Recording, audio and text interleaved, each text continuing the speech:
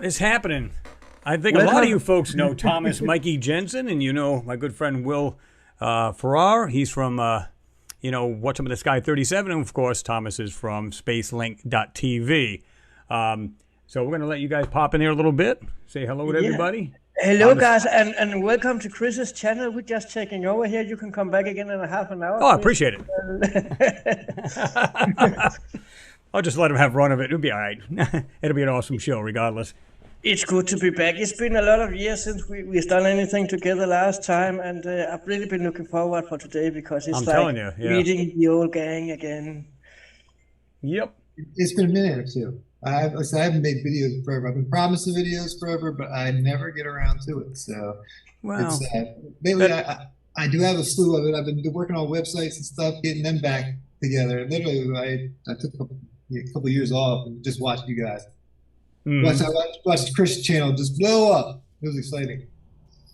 I remember that day I was like, "Yo, Chris, you got to get a channel, man. You keep emailing me about stuff, dude." It's like, yeah, you got to get your own channel, dude. Videos, dude. And like I said, I gave you full credit many a times where I go, listen, they'll say, how'd you get started in this? I'll say, well, there was Will Farrar, and then was, I'm going to try to remember his name. He's from the UK.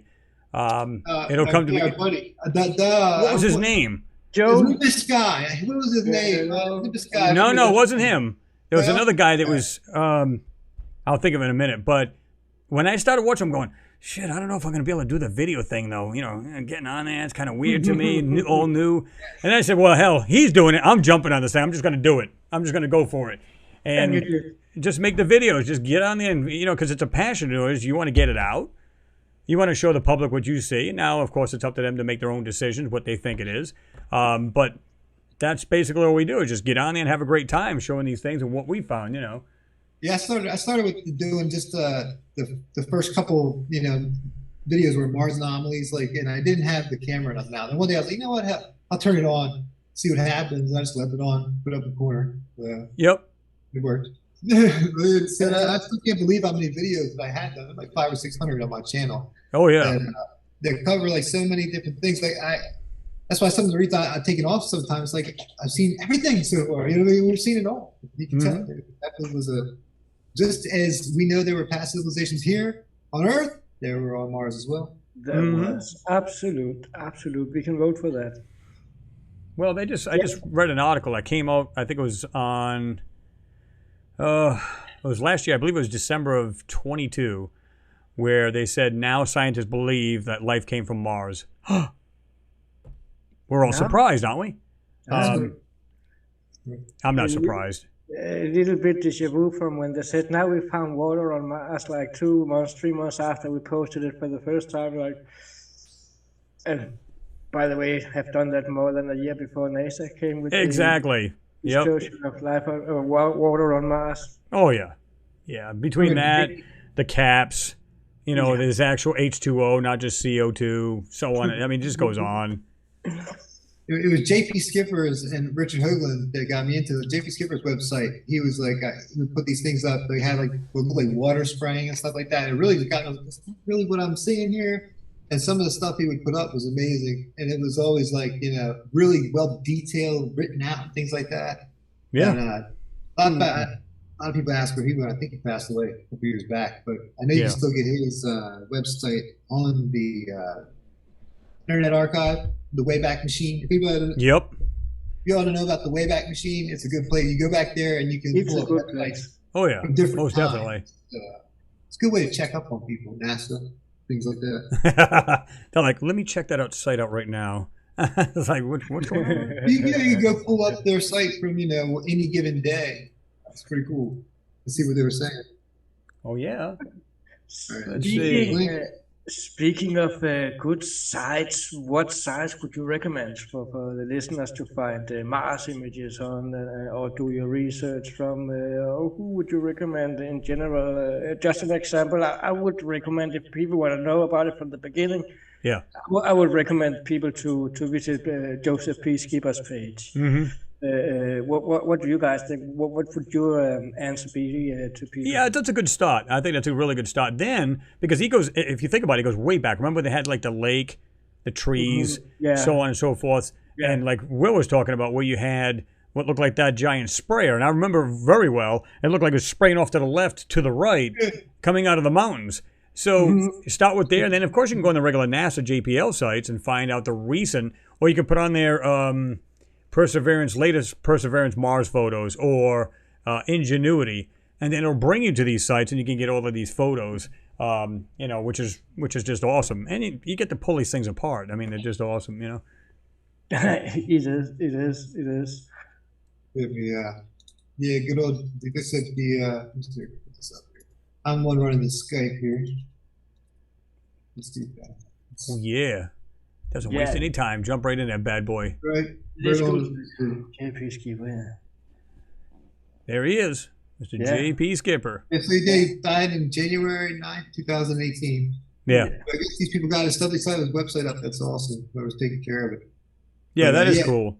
I remember some of these, like this thing right there. It has it grabbed my attention for sure. These were some of the ones I did the first times I made videos. I used these for the first like 6, 7, 8 videos. Some of these. Yeah, I mean, how do you look at most of that stuff and say, oh, that's natural?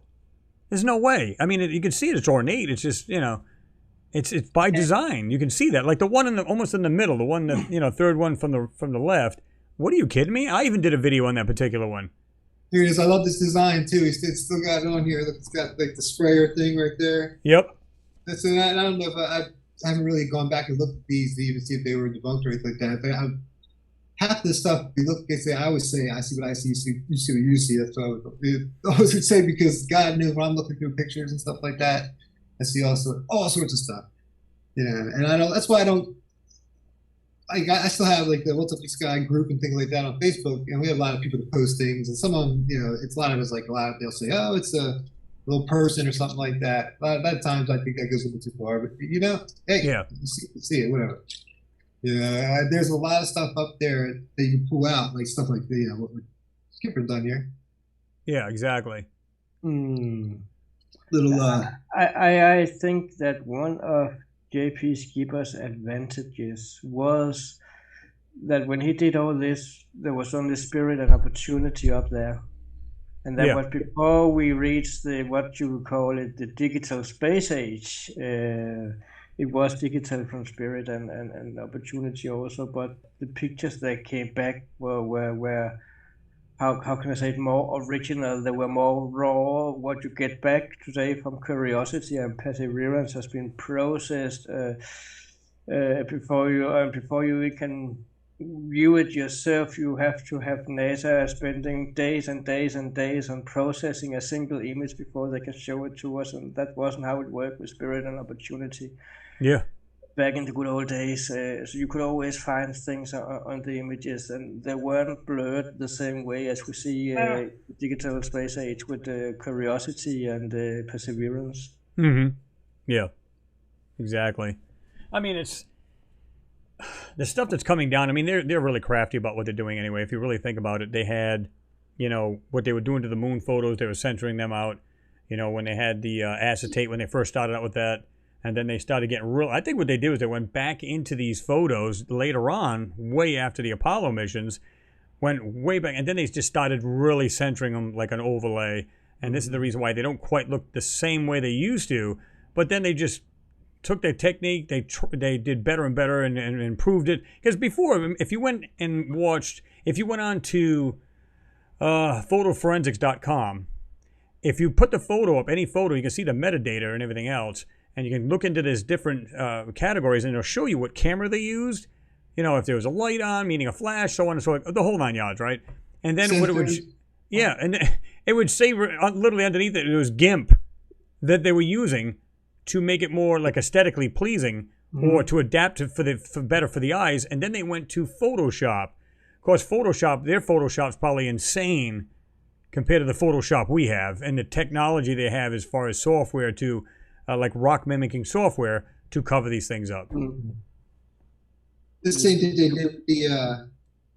did, the Chinese government did. You can see on their website, basically, or on their metadata, you pull it right up and you see saved when it pulled it up. I remember one was like an older version. I was like, they must have no updates on that one, huh? Yep. Windows XP. But yeah, it's definitely it's interesting. Now, so that kit is interesting. You said that if they would, because that's like also can be used in the back end software, like on the Rover. That's the open source software. Yeah. I always thought that something up there might be, obscuring them before they even get out. Just a quick hello to everybody who's jumped in there. Appreciate you getting there. Figured you guys would love this one. We haven't done a live feed in a while, so like I said, we're here with Will Ferrar and Thomas Mikey Jensen, and of course we know Thomas from Spacelink.tv, and we know Will Ferrar from What's Up in the Sky 37. If you haven't been to his site, check him out. And of course, Mikey's, like I said, go to his site as well. And if you want any other different ones you want to share, Thomas, I know you got maybe. I got a lot of stuff. I gotta make a little correction first. Spacelink TV on YouTube is just Spacelink TV. Okay, that's I what I had thought a too. website Okay. that was called SpaceLinkTV.com. But the same thing happens with Mars, Moon, Space, that somebody bought the domain and now want to sell it to me for $10,000. Okay. So I remember you saying something like that. Okay. ask them politely to put it up where the sun don't shine anymore. And so now I don't have a website called Spacelink TV. We still got the site, we just need to rename it, and it's all still there, but it's not available until we get a new domain name on it. So unfortunately. Now you have your YouTube. Which is? I have the YouTube Spacelink TV, and I do have the Facebook group that's Mars, Moon, Space, only Mars, Moon, Space group on Facebook, and got a page also called Spacelink TV page on Facebook where you can find basically everything that I do besides on my profile on Facebook also, Thomas Mikey Jensen. But I was going to share my screen here. Let me just see here. Are we working? Yep. Yeah, we are. Yeah, and Will, he disappeared. Do you think he'll... Yeah, I think he just popped off in another dimension. What do you think? Yeah, I think he went into a jump room or something. He activated the jump room with all his technique. But one of the things I would like to talk about today also, and hear your opinion about, Chris, is, for example, we got this famous picture from the Mars Global Surveyor taken with the Mars Global Mars Orbiter camera on board the satellite. And this is one of the most famous pictures in the world of anomalies on Mars. I didn't find this. I was directed to it by Brett Collins Shepard, who had it from somewhere else, and so on and so on and so on. So it has been up for many years. The satellite image was taken in 2000, and when it came out, I didn't see it until about 2012, 2013. When it was sent to me and asked for my opinion, I was like, wow, that was really one of the things that triggered me and got me into astroarchaeology. Like this is what I see on it was that there was a round object that to me looks like it looks like a UFO, as we know it, a UFO-shaped object, which is very, very interesting. So I've made a video about it. It went viral, had a lot of views, and I put it up on the website and wrote a lot about it. And I thought this has to hit the mainstream, because this is the first picture in the world from NASA showing an actual craft on the surface, because that was what I believed was when I saw it the first time. I shared it a lot, and it came out and was shared for a few months, and somebody that actually used to work for NASA, and I'm going to keep his name for myself because he's actually a good friend, told me that it was a lens error on the photo. And I shouldn't put too much into it, and he told me that he worked with it and how he worked and how it was happening, and now actually almost believe him until it hit me, what if we can find it on another satellite image? So I decided to do a little bit of research on this one, and I went to Google Earth, took the Mars version, and I found, typed in the ID number M18005558, as the name is on the image, and came to the area, and I could see there were several pictures overlapping that area. And one of them was, let me see if I can click here. Let me see if I get the right one in there. Here we go. Actually, from the year before, from 1999. It's not the same quality, I got a little bar on top here I need to remove so I can see what I'm doing myself here. It's not the same quality, but you can see that the anomaly we saw before in the picture from 2000 is still there, and you can see the structure of it and the shape of it. You can see it's actually there. So, yeah, you can definitely see it. You can definitely see it's not as good picture as the other picture, but it's there, and that in itself made me jump and almost have a party, because that was a confirmation that there was an actual object there. It was still there, the same place on the same clip, exactly the same place, and you could see it clearly. So that was a big confirmation of the existence of this anomaly, that it wasn't an error on the photo, it wasn't a mistake, it wasn't something that was just an error from NASA or whatever excuse was used. So that was a good confirmation, and I went a little bit further. I thought, let's have a look and see what else we can find. So I find a CTX image, which is an aerial overview from the Mars Reconnaissance Orbiter, not the same satellite as the two other images, but the next one coming after that, and found the same area again from 2011, and you can see that there is something there where this so-called craft was before, and you can see there is an object, there is something, but the context camera is not giving us the same resolution as the Mars Orbiter camera would do, or the high-rise camera. It's an overview camera you use to decide where do you want to zoom in with your high-quality lenses. Now, Thomas, let me interrupt you there. Now, is this? I know that it looks like it's a slightly different angle as well. Now, is this also higher in the air? The Mars Global satellite is working almost stationary from 350 to 378 kilometers. That's about 230 miles. The picture you're looking at now is taken with the Mars Reconnaissance Orbiter, which is changing a little bit in altitude from 257 kilometers to 320 miles. Exactly. So there's a little bit of difference. The old Mars Global Surveyor that had the orbiter camera on was a bit further away than the new one that have the new high resolution images cameras on. Well, I'm also curious too, because I can obviously, if maybe it wasn't as zoomed in as much, not so much the spacecraft as far as how far it's out in orbit, but as far as how much it zoomed in, because we know that the the Mars Reconnaissance Orbiter with the high-rise camera can zoom down to 4 feet of a swath on the ground.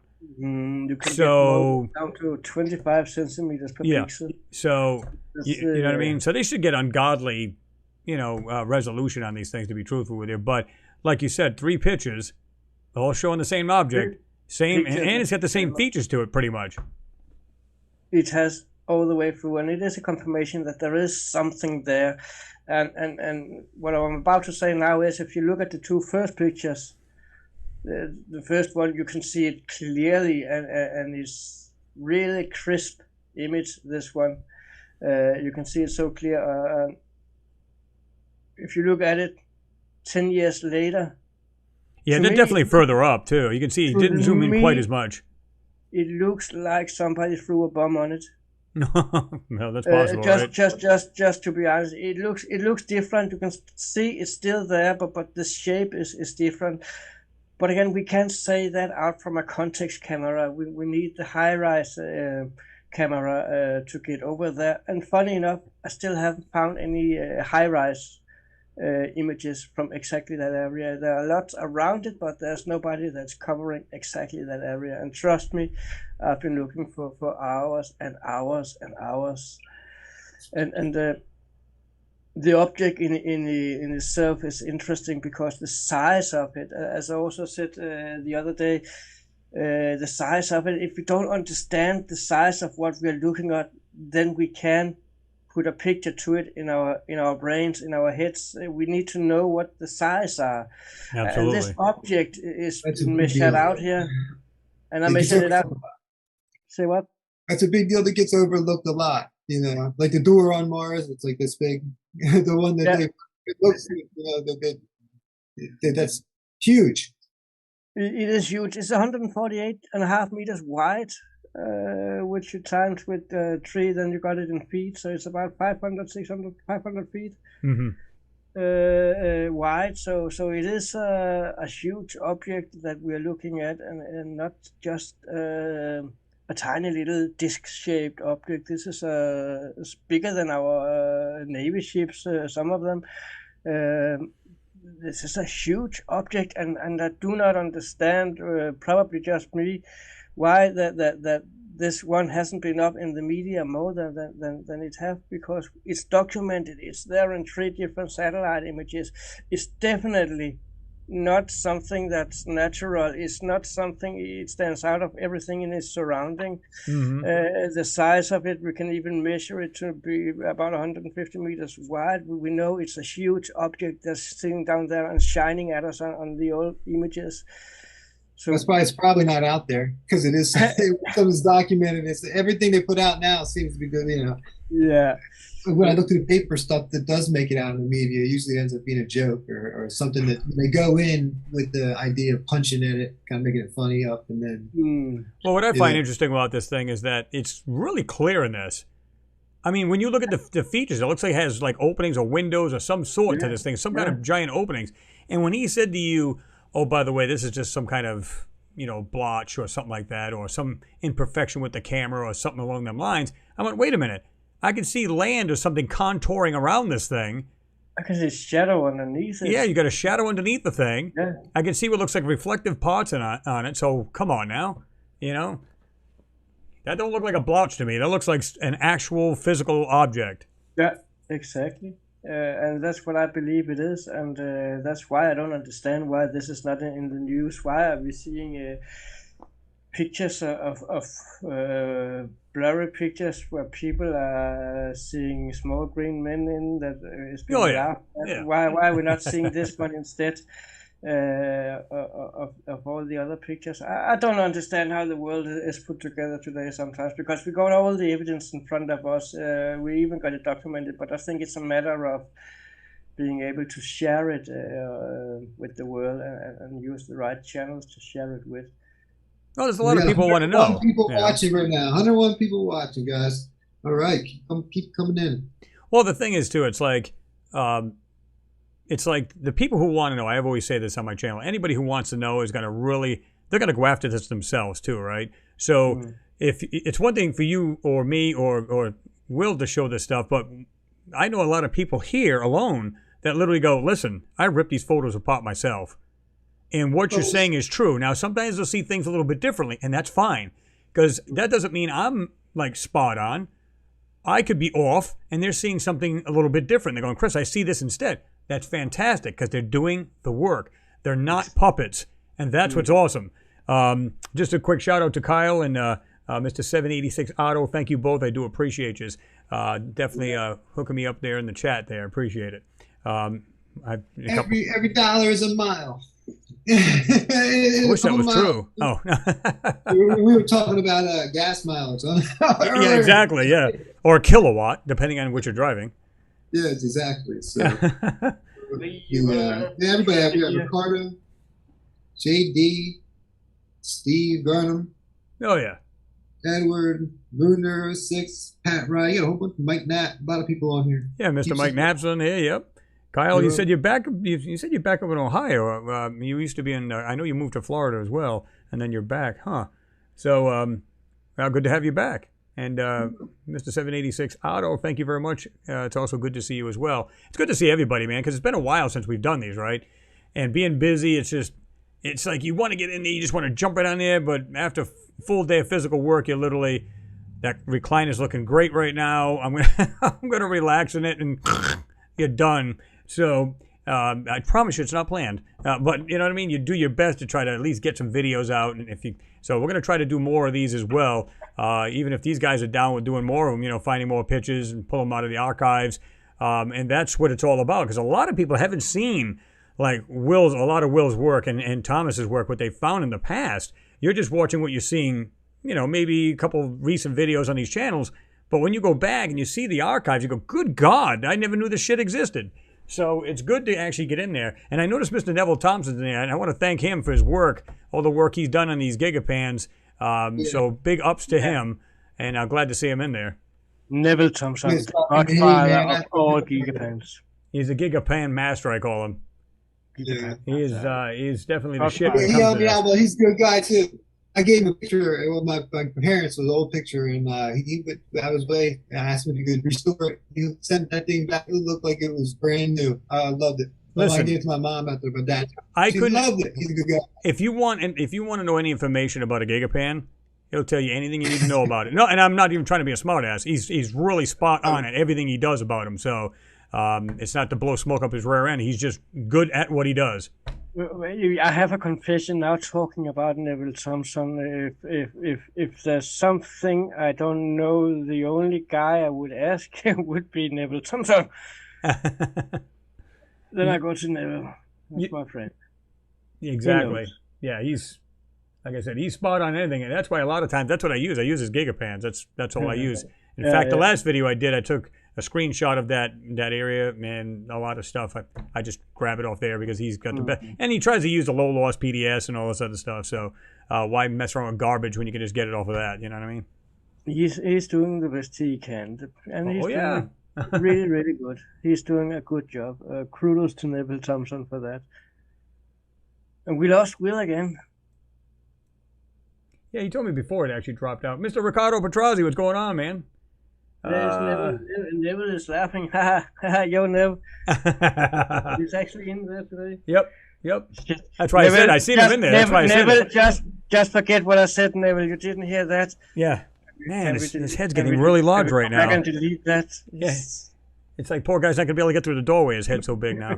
But no, I mean, straight up, though. I mean, I couldn't even begin to do what he does on some of these things. I love the way you do like an angle shot. It'll show you what direction it's going in.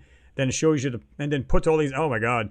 I tried to do a gigapan for the first time a few weeks ago of some of the lunar orbiter 5. And I found 8 areas that matched together. And somebody came in and commented and said, "Wow, you really stitched it well together." And I'm like, well, I'm sure Neville Thompson, he wouldn't have said that if he saw that. He'd be like, that sucks. It's like, bam. But well, I mean, of course, I said thank you. Okay, and I just laughed at myself. But you know, it's like every time, and you're gonna ask these guys here in the chat room. Anytime I do anything that's got to do with Neville Thompson's work, I definitely give him the shout out because. And by the way, Nev T does actually have his own YouTube channel, and I don't know if he's super active on it, but I know he does put videos on there. So if Nev, if you want to drop that site on there, you can go ahead and do that. Do it here in the chat, Yeah, do it right here in the chat. Please, all you can. Anything, if you got Facebook page, whatever you want to do. Because here's the thing, I mean, most of the videos I'll do, if it's anything Gigapan, it's him. So, you know, you can't help but to give the guy kudos. That's all he does. I mean, the guy's good at what he does. It's like going to, you know, get your car worked on by a pastry worker. It just doesn't make much sense. You want to go to the man himself. So. I just got a message from Will Farrar here. He's coming back as soon as he can. Yeah, he's been having his... Speaking of the sun. Yep. He's had, for some reason, his internet's dropping off, and he's trying to figure out why. He said, because it's usually better than that. And I understand. I mean, excuse me. It's happened to me one time, and of course I found out it was my coax going into the house. Somehow I had gotten a cut in it, and every time it got moist or just foggy out, like moisture in the air, mist, it was just down with the speed. So I feel him. Trust me, I know. You know, we all know. We all been there. But Will be with us in a few minutes. But we can have a look at something more here. Let me just share my screen here. While we're waiting for Will, because there is the other one here that I took with me also. Yeah, this one's an oldie but a goodie. This one's like That's really right there too. But and the goldie, and that one on the Jupiter 2 we saw just before are two of them that I believe that everybody should know about before they go out of the school. They should teach kids in school about this, that there is stuff up there. This is documented, and again, this one here is documented from 3 different angles with 2 different satellites at 3 different times. Also, just like with the previous Jupiter 2 UFO or M18 anomaly, as I call it. Do you remember the story about this one here, Chris? After I made the first video on YouTube. Yep. Yeah, there's like. You actually stumbled on this one. Yeah, I did, and that was pure by coincidence. And everything we find is by coincidence because we don't know what we are looking for when we are looking, but you know what you're looking for when you find it. And this is a very good example of the wow feeling you get when you find something that looks really, really, really out of place or OP out of place. Yeah. And I do remember posting it on YouTube, and 2 days later, 10 other channels had just suddenly found this amazing anomaly. Coincidence? Coincidence? Out I don't of think so. 480,000 pictures that day, 2 days later. Yeah, right. And knowing how big each satellite image is, you'll have to look quite a while to find an anomaly like that. And 9 out of 10 when I'm looking at anomalies, I'm looking at links that I see on social media, and I find some more in the areas. That's sometimes how I get into the different anomalies and find them, because I'm looking at what other people are posting and looking at the areas and looking at them links, that this is what people have done here. They suddenly all found it, but that's the way it is. This is another good example from the same anomaly, because this is from another image of it. This is not the same as we saw before. This is 2 different satellite images, and there is a month between them. I'm just going to zoom in a little bit, because notice up here there's these white areas. Mm-hmm. And for some reason, when you go back to the other picture, you can see a difference in the shine. This one, for example, is almost gone. This one down here is not quite as bright as this is. So a different sun angle. It's different sun angle. It's a different time with a month in between. So this is awesome to get multiple pictures of the same objects, as I said before, because that's the best way of confirming it. As long as you only got one picture, everybody would be able to say that's an error on the lens, and that's the sand dune, and that's this, and that's that. And that's only a pure coincidence. Here it is again. That's the proper orientation, right? Because that's the way I think I've seen it before. That's the way it is on the first image that I found it on. Right. Yeah, because that's what I've seen it like that. Yeah, and then I switched it around and came up with the other image we saw before. Yep. But again. Yeah. I'm back again, guys. My internet, I just threw the iPhone out the window. You guys hear me? The screen sharing was a little too much, I think, with MediaCom. Can somebody send me some internet, please? Yeah. We're going to send it to you right now. Hold on. Yeah, donate me some internet, guys, please. MediaCom is the worst company when it comes to bandwidth. It's like Billy Bob's internet. It sucks. But, I mean, don't get me wrong. We were just kidding about this before we got on. He said he's probably got $10,000 worth of equipment, and he's got a pile of shit for internet. But if that's all you offered, what else can you do? Rain better and your connection. Yeah. It's like having a Ferrari. It's like having a Ferrari with a 1-inch exhaust, is what I said earlier. It just doesn't make sense. I'm an IT guy. I'm an IT director for a health company. I'm sitting here next to a stable diffusion server. I've been running machine learning on it, creating AI pictures and things like that, and creating text prompts, everything. I've been doing it for a lot longer than everybody else on Chat GPT all of a sudden is. That's a new thing they've been coming after on the internet. People are learning it. And it's pretty cool. It was a gaming system I had. Like I said, I got all this stuff, but no internet. Well, I mean, you're only offered so much in your area, so you got to kind of like, it's a crapshoot. You know what I mean? All you can do is take what you can get. I'm hoping Starlink comes down here. Like there's certain spots and still can't get it, and mine is one of them. Mm-hmm.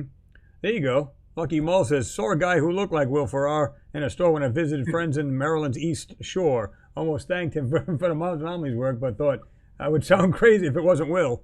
Hey, man, I'm on the Maryland Eastern Shore, so if you're anywhere near Salisbury, actually I drive all over for work when I'm hitting our programs up.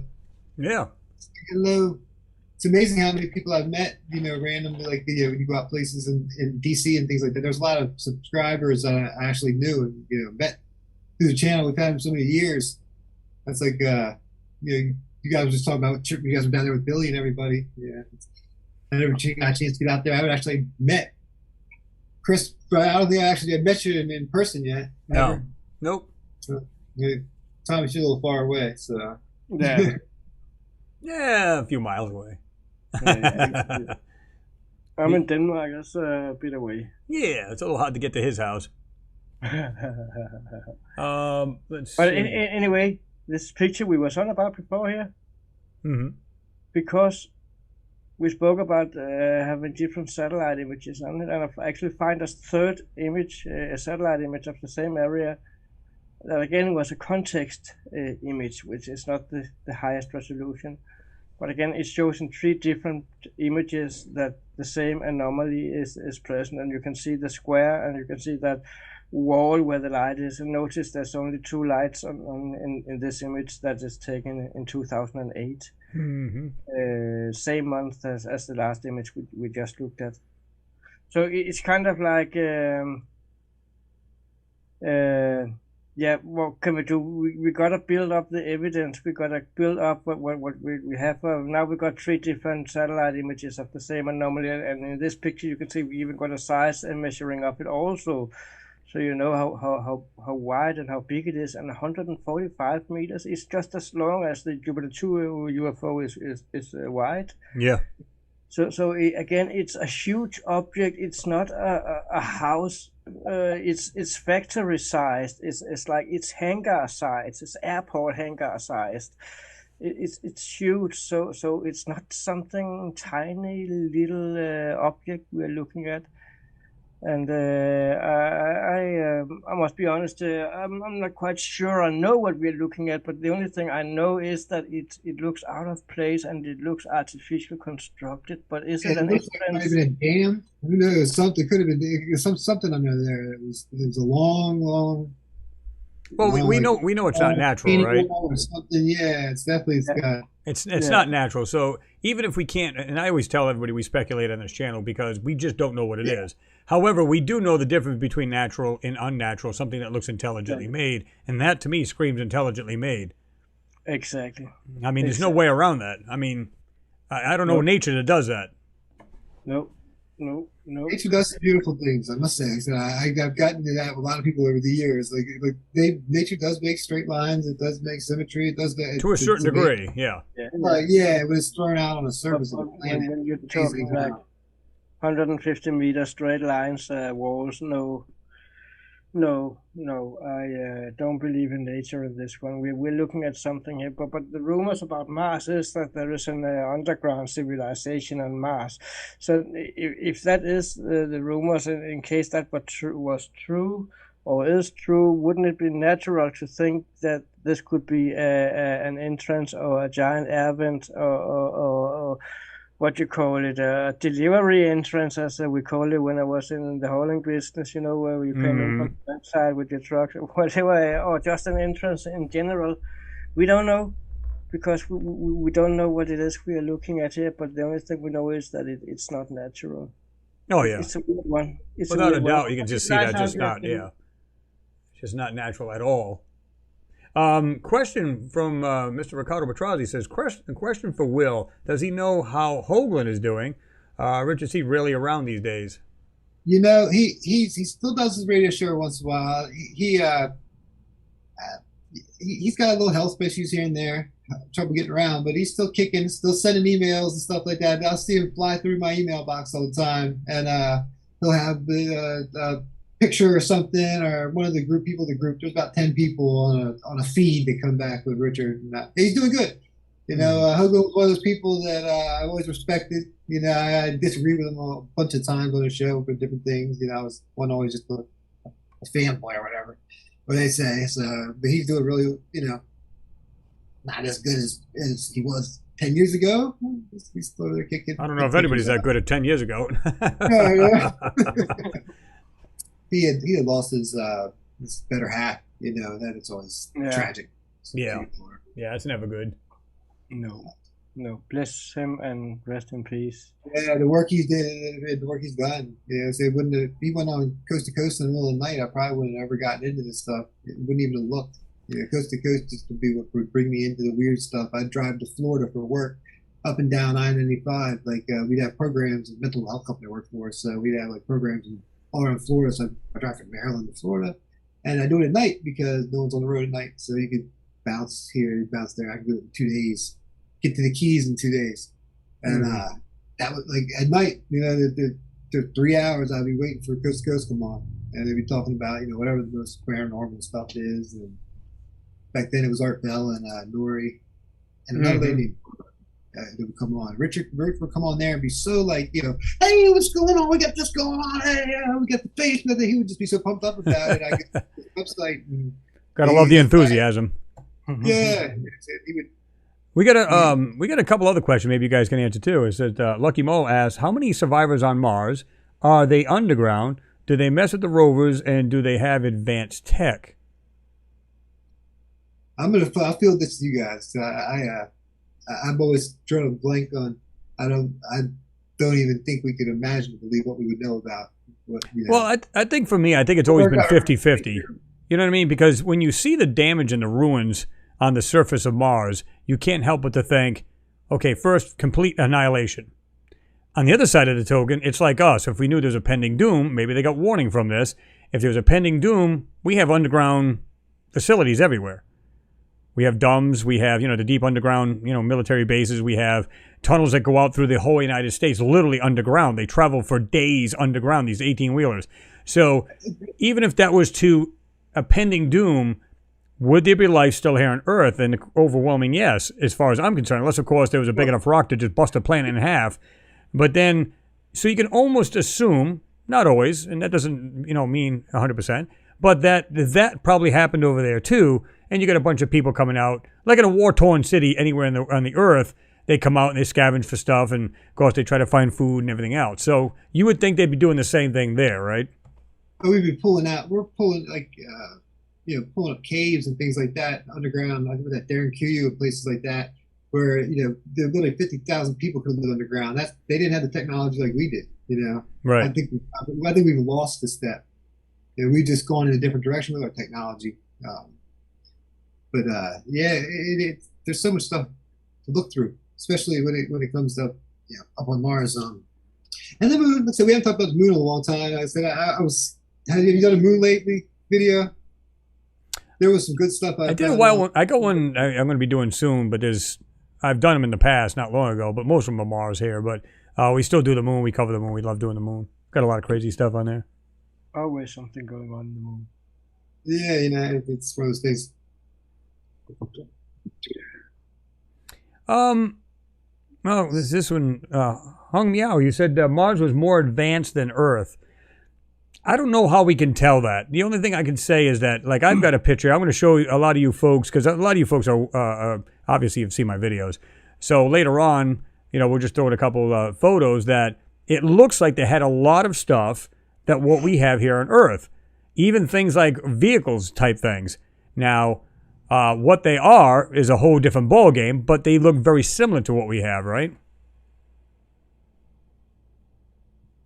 Hopefully this won't blow me out. Did it? No, we're good. Is that too much bandwidth? This thing was cool. I've been wanting to do a video about this one for a long time. This thing is just sitting there because I got it from like 10 different angles, which I had on here, but I cleared out some memory. I'm not sure if I got them all now, but this whole area is just filled with stuff. This is from the Percy Rover. I mean, what was that? You guys seen that? You guys seen this picture before? Oh yeah. I mean, it's like they even teased it, out on the like Twitter NASA site. Like, finding crazy stuff over Halloween. I've got to tell you a little funny story before you continue about the population on Mars, because one day we sat and played with Alexa, me and my wife. And we sat and asked Alexa a lot of questions. And one of the questions we asked is, Alexa, how big is the population on Mars? And it came back and said the population on Mars is currently at about 6 million inhabitants. Mm-hmm. And I said, did you hear that? I said, my wife says, yeah, I did. And no matter how much we tried again, it wouldn't say the same again. We tried and we sat for half an hour and asked the same question over again and put different pronunciations out too. You know why? You know why? The same answer. You know why? Because it's like the AI part of it went, oh shit, we weren't supposed to divulge that. I think something like that. I don't know, but it's true. It's what it said. There was about, I think it said 6 or 8 million at current time on Mars.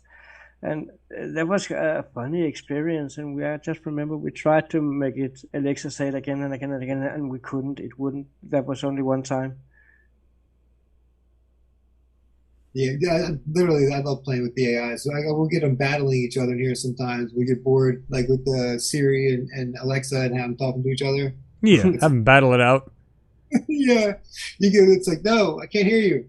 Now this is an oldie but a goodie right here. The platform. Yeah, that was like this. Yeah. It's just like kind of like. I mean, to me, how does anybody look at that and go, it's just a natural hill, where I see a hill behind it? And of course, there's many different photos, as you guys know that. Mm-hmm. There's a flat square that's out in front of this. Yeah. It's literally like there's structures here, and this looks like a foundation sticking out of the side of a mountain. Mm-hmm. That's what it looks like to me. I saw this one, I was excited. I was like, that's pretty cool. Because it even runs with, it looks like the place was definitely destroyed. It got hit hard. And it's the same here on a lot of our planet. Like, if you guys watched that Graham Hancock special, yep. I think that we have no clue what our true path is, or our true past. Yeah, we're like, what do you say, a civilization with amnesia. Yeah, exactly. and I believe he's right. I really do. Civilization. It's all kind of comes together. You get your wonder about this stuff, and you get you're looking around us here. There's so much stuff here on Earth that we're just pulling out of, Turkey and all over. That's just buried up to 15 feet. I remember that happened here too. I think it was they talk about the Younger Dryas and things like that here, where stuff came in and just destroyed and peppered the Earth and peppered our solar system. Mm-hmm. So it could happen. Could happen the same exact time. I remember that square formation, and I remember seeing a grid on it, and it's measured to be 2 meters on the front side and approximately 2 meters on the left side also. So it's you actually got a dimension on it if you go back and look at it now. And now when you know it's 2 meters wide, then you can probably better put it together in your head what we could be looking at, what kind of foundation we're looking at. So this would be like a foundation on the size with a shed in your garden. Mm-hmm. Nothing more. That's the size we are talking about. I think it's really, really important to say that if we don't understand the size, we can't make out what we are looking at. So 2 meters on the front on that side where your arrow is now, and approximately 2 meters from the down left corner to where the sand begins on the other side. So that's an interesting picture, really interesting picture. Mm-hmm. Yeah, it's definitely one of my favorites. So down, they said out there it looks like a retaining wall or something that was out there. It could have been someone's yard, for all we know. So I'd sit on these videos for hours and just talk about it looks like this and that, but it's definitely, this is one of the best, one of the that's from the same Giga pane. That famous picture is where there are some rocks, and the way they're lined up in front of the rover, it creates an illusion of a face. And I remember that's just about 20 meters to your right side from where you are there. And I remember that picture that everybody posted and said a new face on Mars and this and that. But when the rover came to the other side, you could actually see the rocks, how they were placed and why it looked like a face when you saw it from the other side. It was pretty cool, actually. Mm-hmm. It looked like a face, and it looked like a really good one too. Yeah. This was one that always it's two cut together from Saw 101. This is Curiosity. Mm-hmm. To me, it just looks like animal carcass or bones or something, or possibly ribs coming up out of you or something. Yeah, it's definitely different. And back here is really strange too. Like it's got this little dome-shaped thing pieced down. I'm not sure how big this was, but this was in Rock Nest. That I did like a whole 4-thing series on that way back then. The thing was amazing. The Rock Nest picture. That was one of the first ones that came back really crystal clear. I actually remember the three of us, and I think Neville was in it also. We did a live about Rock Nest in the same area. 6 years ago. That would be fun to see today. Right, exactly. It's been a while. We've been doing this for a while, so this was always interesting. The whole area around here just strewn with this stuff that's layered out. It looks like it's layered out, and then with just if you go back to that other picture, go back to the last slide, and then look at the rock that's closest. That's the side closest to us, the one you had the platform. this one. All right, now go right down to the very center rock that's on this side of us, closest to us. You can actually see it. There's a rectangular design right down in the bottom. Keep going down with your cursor to the left a little bit. This way? That rock right to the right of it now. Right there. There you go, right there. Look closely. There's a rectangular cutout in that. Oh, yeah, look at that. Sticking out the side of it. It's definitely like a... There's one or two things, well, maybe 2 to 3 things in that rock. Wait a minute. You know what I mean? Now, is this stuff encrusted over the years? Is it part of manipulation that they're hiding it and that you're still seeing these little details? Makes you wonder.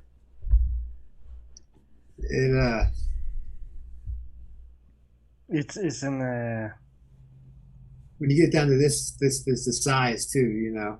It looks good. This is one of my favorite ones. Mm-hmm. Oh, that whole Giga pan is awesome. Especially the one, if you go all the way to the left side of it, it's brilliant. I mean, it's got a lot of cool stuff in it. But this is awesome itself. Let's see what else we got going on here. This was all I'd always put something together just in an article on the website on what's up in the sky, and this was this random stuff. This was a cool one. I was like, this one. Yeah, I remember that one. Yeah, like some sort of, it looks like almost like a little dome shape. Also like something carry to put your dishes in or something. Who knows? Look, a stone toaster. Yeah, right. Keep it back out. But it looked like obviously carved pieces too around it. You know, that's. But now here's a perfect example. Why does that rock you just had the cursor over? Why does that right hand side be darker and there's a line? Yeah, almost like it was painted or something around it. You know, it was like doesn't make much sense, does it? What actually hit it? You know. Yep. Let's see what else we got here. I haven't looked through this one in a while. Been working on my new website. 735. That's an oldie. I remember 735. We got a lot of good anomalies from that soul. I've got a few. I remember. This was one of my favorites too. Here, we had literally like blocks of various things that are cut, symmetrical. It looks like feet. That was like this is basically a statue or two that it was just destroyed. Contemporized. I think when I look at this stuff, I don't get the sense of like people living in it. I get like that eerie, weird feeling sometimes. Like, man, this is like, yeah. That's a nice slice in that big rock right there. Yeah. And look at the side pieces too. It comes down and around. I see. Here's the weird thing. I look at this and I don't see rocks. I see manipulated objects to make it look like rocks. Yeah, metal. That's what I'm seeing. And the reason why, and you guys will agree with this, because there's times where you see a photo where you see a rock and it's transparent. It's like 20-30% transparent. You can see like a white object behind it. So it's almost like they're putting this stuff over in front of these objects to hide what they are, or they're changing this object into that. Now, is there rocks in this photo? Absolutely. But is it so well hidden, these other objects, to look like rocks amongst other actual natural rocks? Look at the different. Good question. I like that crack in the rock. That, it looks like a cut. Cut, and they just stopped before they went through with the saw. Yeah. These are, and this was. I remember this when I came back. It came down, and this whole part. This is just a little baby piece of it, out of the photo. But a lot of interesting stuff. This down here, I like too. How it's got the. I mean, it looks to be. I mean, it looks like the stuff come out of the either Turkey or Egypt or anywhere. Mm-hmm. Let's see, what else we got on there? It's funny. I was trying to get to we're talking about how this is part of the same one. We've lost all our files over the years. It's been so long. We're trying to find them as we're getting ready to come on. Show you guys some stuff. Go over some of the good stuff. This was the first one I found off that where it was like it looked like feet cut stuff. And what was interesting about a lot of these where you have it, it's almost like there was perfect little bevels around everything. Mm-hmm. Well, you can actually see, if you look carefully into some of these so-called rocks, look carefully, you can see like little squares and little circles right next to each other, and they're very faint. There's a reason for that, because it's an actual object, and they did what they could to cover it up. Now, I'm not saying every rock's like that. I'm just saying you got to look carefully over these gigapans, these photos, slowly peruse through them, and you can see what I'm talking about. You'll be going, what the hell? That don't look natural, like that slice right there in the rock. Okay? Mm-hmm. There's two of them. It looks like a T almost. One going horizontal, one going vertical. Then you got the rest of your stuff here is designed. You got literally, it's like etched. Yeah. The etching's awesome. And these were really high. When I made these, I did these out of the PDS, right out of right. Well, that's got to be the clearest you can pretty much get anyway. It was pretty good.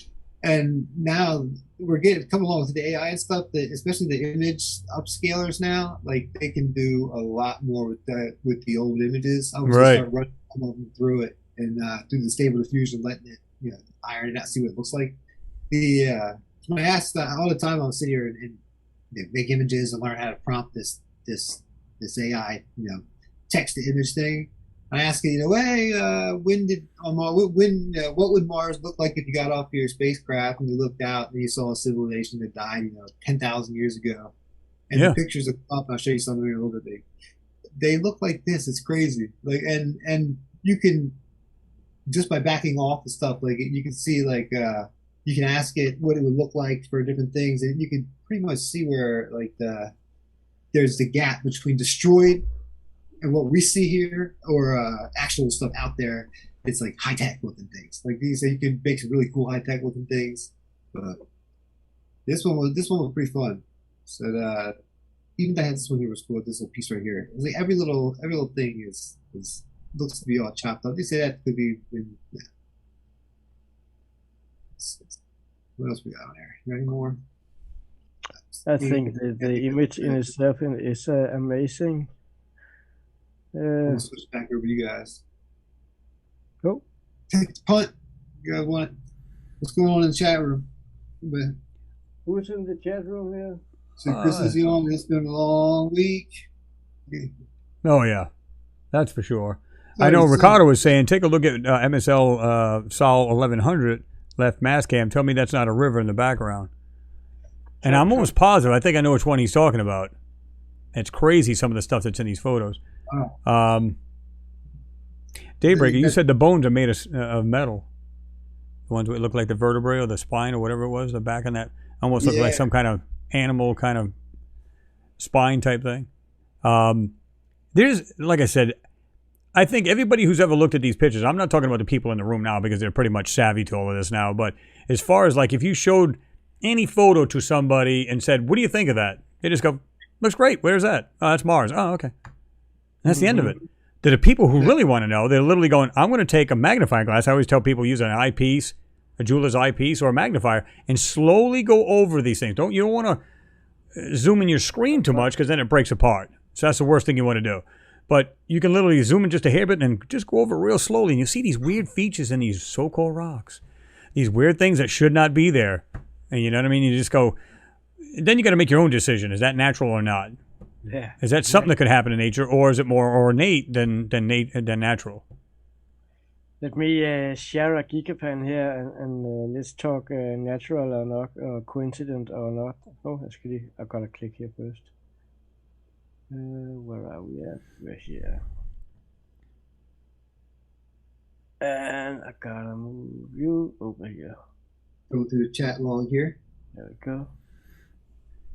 Do you guys remember this gigapan? I had it up the other day, the Fields of Jatan.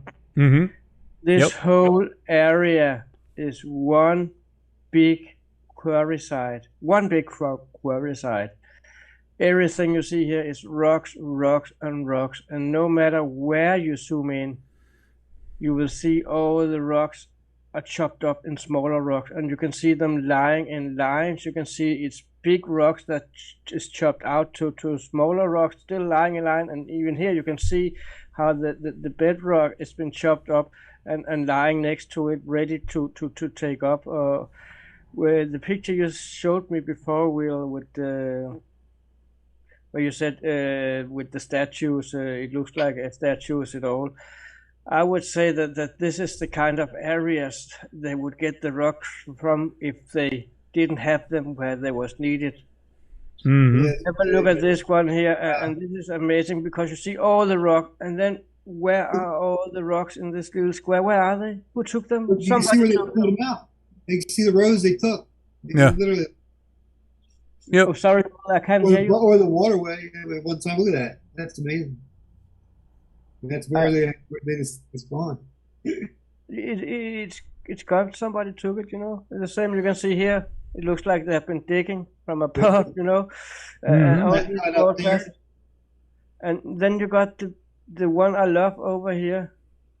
I love this one because you can see that there's a hole that goes straight down. And I did in the live yesterday, I talked about it, make a measurement mistake. But from here till about here is about 100 meters. And that means that the depth from here to down here is about the same. These big rocks are not small 1 times 1 meter rock. They are 10 times 10 meters, which would be 33 feet times 33 feet. That's the size we're looking at.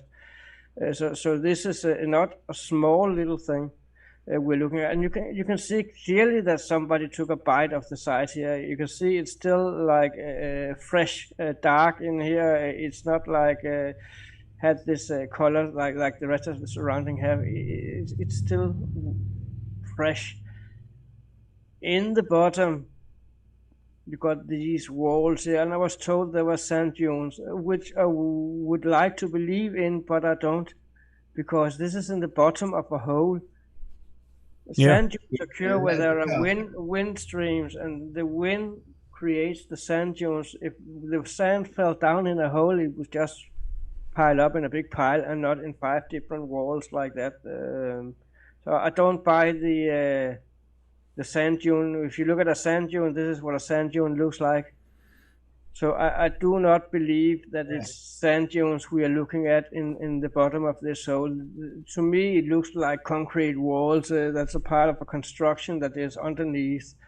And I was saying the other day, one of my thoughts was like, if you have the metro in Copenhagen, for example, where I'm from, you need to do some repairing or change some pipes or whatever. You will have to get from above and down if you can't do it from inside out. And it looks like somebody has been doing a digging to repair something that was underneath and simply just left the hole there. So we found the perfect stones to pull out of there. Mm-hmm. Basically. Well, you can actually see some of the stones are straight in a line right there when you zoom in. You can actually see just outside on the right-hand side of it, it looks like this straight line of just stone. I went, wait a minute. If it's just random stones tossed about or just laying there, why would they have such a line? Yeah. And if you look closer, you wouldn't be able to see a human on this because the resolution is 50 centimeters per pixel. But what you are able to see are these small cracks in between all the rocks. Yep. These are bigger, twice the size of a human's. Look at that stone right there. The one you got just above that one. It's got a cutout right there. It's got 1, 2, 3 different angles. Yeah, it does. And there is a lot of them, and there are so many of these. I'm getting crazy here because this is such a huge picture, and I've only been circling around in this little part. I have been around elsewhere also, but no matter where I go on this picture, I keep seeing lines of rocks that's chopped up, monoliths that's chopped up and still lying there chopped up, and you can see it's done in one block. A little bit like you can see over here. You can even see the curvature on the first rock and the curvature on the next rock. They were fitting together. Mm-hmm. You got the same over here. You can see it was once one block that's chopped up, and I think this was basically a giant quarry site. And if we talk about AI and technology, and we believe they have technologies back then on Mars, why wouldn't they have AI in the sky? Which means they would be able to take 1 or 2 pictures of the whole area from a drone, and the AI would tell you where you can find what size rock to your next project. So this is kind of like where I'm getting to. I believe we're looking at an ancient quarry site. And then I was told that these pathways, they were just mud cracks. I don't believe that either, because mud cracks don't go up on elevated areas and continuing like they're doing look at that, straight over up here. straight up. You know, The what? from the straight, it went straight up and over. Look at that to the left. Yeah, Yeah, and yeah, they cross each other. It's yeah. I mean, even if it was cracked, you know, or bubbled, that's it. It's a good example of an elevated area. It goes up. These are not mud cracks. These are unpurposely made pathways. I was thinking, and remember that they are minimum 10, 15 meters wide, which would be about 30, 40 feet minimum. Okay.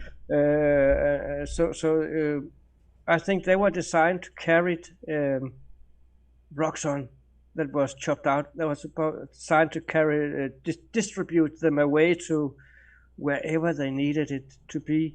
But I was suggested it could be waterways, and there was on that theory before that could be old water canals, and they were sailing the rocks. But if we're talking AI technology in the sky, they probably also have AG technology, just like Edward Levinsky from that built Coral Castle, removed his castle, single man. And if they had that technology that at that time should be a simple technology, but even though we don't understand it yet, then all they would need would be some wide pathway you can push the rocks on while they're levitating in the air. And that is what I think we are seeing here, because these are not natural mud cracks or anything like that. I have one more place I just want to take you before I stop talking, because if I don't show you now, I forget about it. There is there is a place down here somewhere, and it might take me a little while to find it, where all these roads are connected in a roundabout in an island. Here we go. It's up here. And this is what I mean. All these pathways are interconnected. This one here, that's not a coincidence. Yeah, it looks like a roundabout. That's 6 roads that are connected in the same island, or roundabout here, as you call it. You call them roundabout in America, the islands in England, and we call it something else in Denmark. The circles, they're basically the traffic circle. Yeah, pretty much. Yield to the people inside the circle. Yeah. So that proves to me that these are not mud cracks. These are not random cracks. They are artificial created pathways that are still there. And maybe it's just a normal pathway, like we have a natural walkway along our lakes. Maybe it's paved with something. But as I'm seeing it, the whole essence in having all these pathways here is to be able to distribute rocks out of the area. Yeah, it would make sense, you know. That's pretty cool right there, especially how they all come together. Well, here's the other weird thing too. If a lot of these rocks, you'll know, like you look at Jean Ward's channel, a lot of the stuff he shows from satellites, there'll be a stone. Oh my! And it's a funny thing. I'm going to put it like the Flintstones. You see it like a top slab, but always on the top of that slab is some kind of. I seen one time he had like 6 squares on top of it. There was just one boulder, or it looks appearance of one boulder on every one of these. What are the chances of that? So is it possible we're looking at structures and we don't even know it? It is, and I think that is what's going on when we're looking at it from above here. Perfect camouflage. Yeah, it is perfect camouflage. I think we are looking at structures, and some of them big mounds. We see. We spoke about earlier before we started here about MSL 1448-8A. That's a good example of what is believed to be constructions underneath the sand, and we look at it as mounds on Mars, because that's what we is led to believe it is. But I think we got so many constructions up there that are hidden underneath. All that sand, just like we have it in Egypt, and they're still finding new stuff in Egypt. Yeah, I'm saying. I mean, down in the jungles and things like that, they're gonna find in Africa. So we're finding around the world right now. It's under and under and under. You really got to dig to get to it. Yeah. Well, I don't know. I just find it weird that a lot of people make the assumption that they should have structures identical to ours. What if you wanted to keep a certain temperature all the time? what would you do? You go in your backyard, you dig about 6 feet in the ground, and it stays at temperature around 50, 55 degrees all year long. What if you were to burrow yourself into a butte, a mountain, or anything of that sort? No radiation. Keep you at a constant temperature. What's the chances of anything hurting you, like let's say a bad windstorm? You're inside a mountain. What the hell could happen to you? So there's so many ways that you could burrow into these things and build structures into them. I mean, or we're being, well, I think it's a balance of both, that the powers that be are literally centering these things out to make them look like nothing more than just buttes and mountains and so on and so forth. We got a VIP in the chat room here. Yeah, I see that. Mr. Mars X3D. Mars What's going on, Dave? Dave Gannett, how are you, Dave? Yeah, I just noticed that too. I was like, man, look who just jumped in there. Check out Mars X3D on YouTube. That's the new technology within 3D viewing. It is awesome, and everybody should learn about it. Yeah, that's exactly it. Mars X3D. So I've been doing this like the what are they, Magic Eyes books when I was younger. Yeah. We get on the thing that have the color behind it, and you see the picture in it. Yeah. My eyes work. I do it the same way with my eyes. Like cross them real quick, come out, and the things look great. Yeah, I mean, he actually teaches you step by step how to do that. And what's cool about it is if you see an anomaly, you literally, if you do that and you do that perfectly with your eyes, it literally kind of pops out at you, and it becomes a lot more realistic. You know what I mean? Instead of the 2D version we're used to seeing. And especially and you really, because we have both sides. That's what's nice about the Rovers. They have the left and the right, so you always get that stereo. Yeah, you can always get that. It's one thing that we have amazing as humans to do, especially when you see it coming out of the pictures like that. Because a lot of people, I don't think a lot of people know that put the pictures together like that. You can do it. So. David says you all look great and sound better. Oh, you're gonna make us blush, Dave. Because we want to be like you, Dave. Yeah. Yeah. Mars 3D. Listen, seriously, on a serious note, like I said, we're just dropping this plug for him, but it's a good channel to actually look at. He's got a lot of great stuff on there. Yeah. Mars X3D, The Evidence. If you just go to that channel, you won't be disappointed. Good stuff. And he does a lot of good work. You can find his group on Facebook also, the same name, Mars X3D. Go join them. We've got tons of his stuff posted out there on my website, back through the articles, and literally it's I was just reading here, sorry. What did you say, Will? I said it's amazing. Like I've got so much of his stuff back on the website, Yeah. Just tons of it. He put out really good stuff.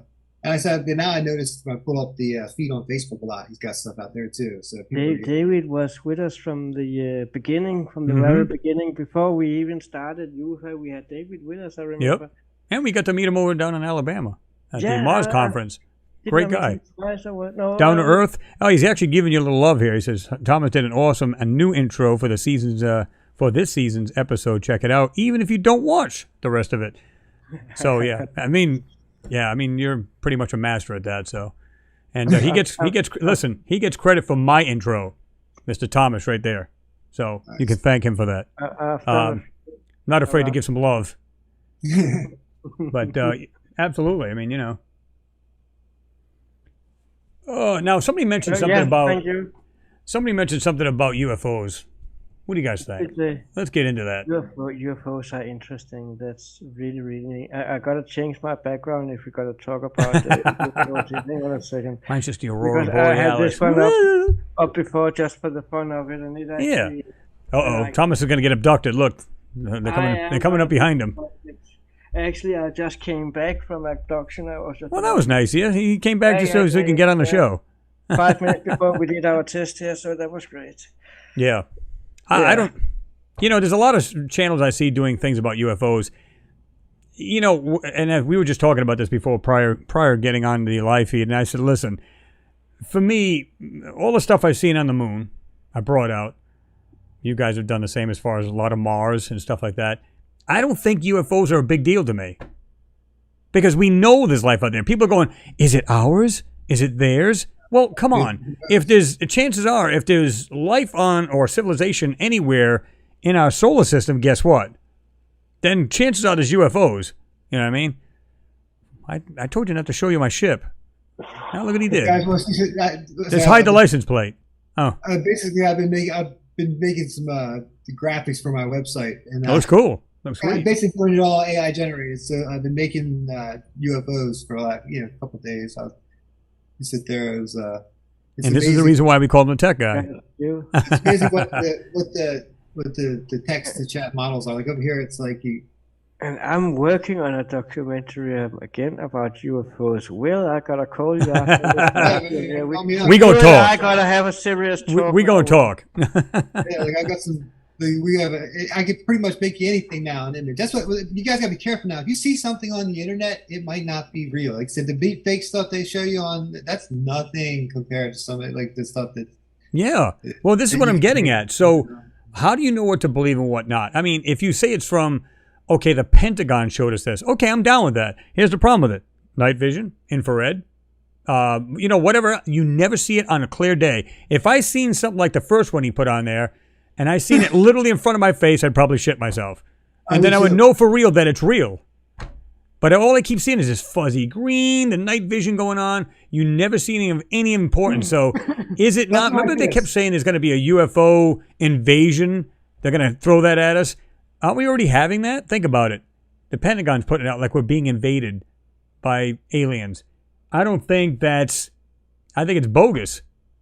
I'm not saying there's no UFOs out there. Don't get me wrong. I'm saying I don't believe that a lot what they're showing is the real deal.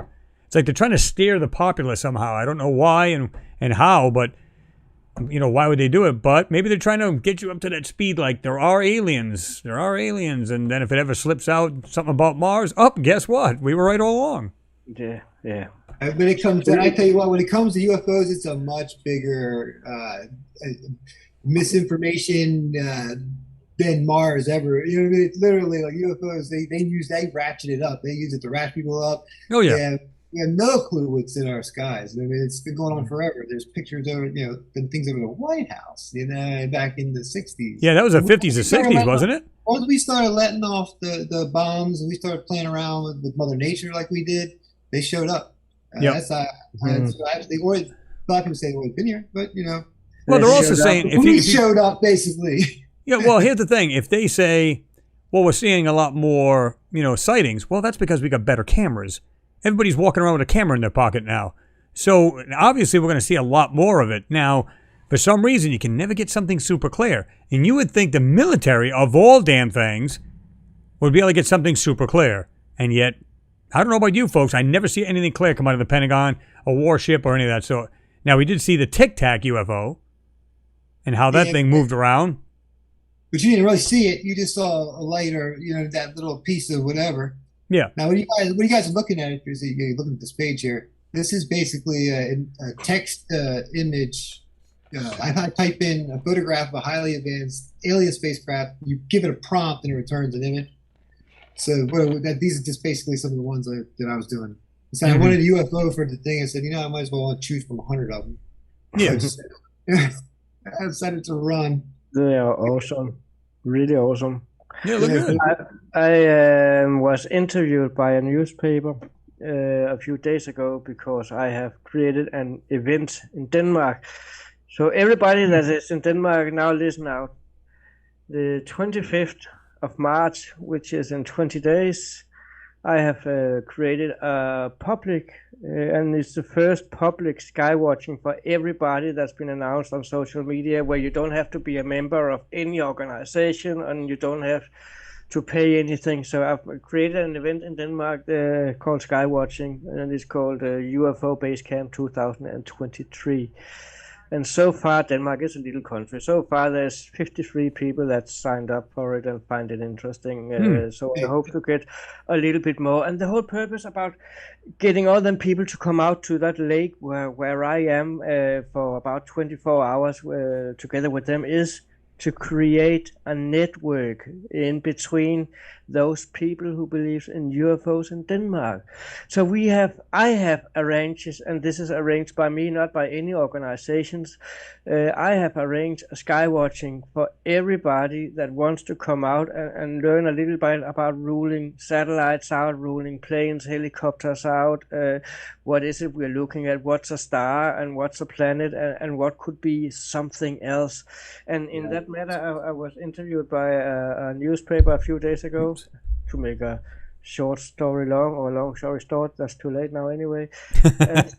And they, I said to them, yeah, but 90% of the people who are looking up, or are just by coincidence looking up and see something in the sky, have already predetermined before they even see it that what they're seeing is not anything natural. So their brain will go into their little library, and automatically the wind speed wheel will spin, and the arrow will point at aeroplane, helicopter. And that's something that happens automatically in people's brain. It's a psychological process that you don't even think about. And I bet you that 97 of those 99 who does that see something sometimes about realizing that they actually seen something extraordinary. Because we are used to it's just a plane, and you don't give it a thought. It's already processed. You don't need to think more about it. It's nothing. Right. It's just a plane. Well, it's something you see all the time, right? So if you see like a regular airplane, you see a plane in the air, oh, it's a plane. You don't think nothing of it. Suddenly you see something different, you know. So I've invited the whole Denmark to this sky watching event in Roskilde. And I hope to meet a lot of new people. I hope to make a lot of new good networking with those people in the UFO environment in Denmark also. And you can find it on my Facebook profile. You can read about the event there also. It's pinned on my Facebook. I don't know if anybody's interested in this stuff. This is the stuff that I basically had the AI create what it would look like, you know, to find, come here, get, you know, pick your spaceship, land, look out, and you basically see an ancient ruined civilization. I'll tell you what, I'm glad you brought this up, Will. I'm glad this picture alone, and you guys know because we've talked about this before in the chat, where you know there's people out there, there's channels out there that are showing these CGI photos that have these, it'll show like some weird stuff, like something that you'd see in Egypt, and they're literally superimposing it into these photos of Mars. And they're going, look what we found on Mars. And they're getting hits from it. The sad part about it is they're lying to the people that are watching their channel. And those people they're on the shorts too now. So they're short videos. It's like 15 seconds. People don't even have to realize they just got, you know, bamboozled by some stupid picture. And I guess, you know, that's dragging money to their site. People, there usually seems like it's money, you know, it comes down to that. Because I don't see why else you would do it. Literally, it drives me nuts. There's like 3 or 4 of those channels that do that. Right. There's at least that many. And I'm going, if you've seen other channels like yours, mine, Thomas's, anything like that, if you've seen that, don't you think we would see that first? I mean, we're digging these things up constantly. We're constantly hitting up NASA JPL sites. We're constantly hitting up. So you know as well as I do that if there's anything like that, it would confirm 1,000,000% that there was actually life. And you know they're going to make it difficult for you to see this. It's as simple as that. I started making videos in the first place, and if you go back, because I give the link to the pictures to people. Yeah, exactly. It's the best way to do it. I was so tired of coming around and finding stuff on YouTube that did not have links. So I was like, I started my video out with them, like, here's where they're at. Back when, especially when I used to do it. Yeah. It's like you put it up on the screen, but now the URLs changed so much. I probably that's one thing that has happened over the years. Some of those pictures aren't where they used to be. Yeah. But this one right here was funny because there's an actual picture that looks just like this, you know, that came down from the Rovers. Not that color, but they said these are just fake pictures that I had it make up of what it would look like. And look, I mean, ruined civilization on Mars. It's kind of a lot of the stuff that we're looking at now.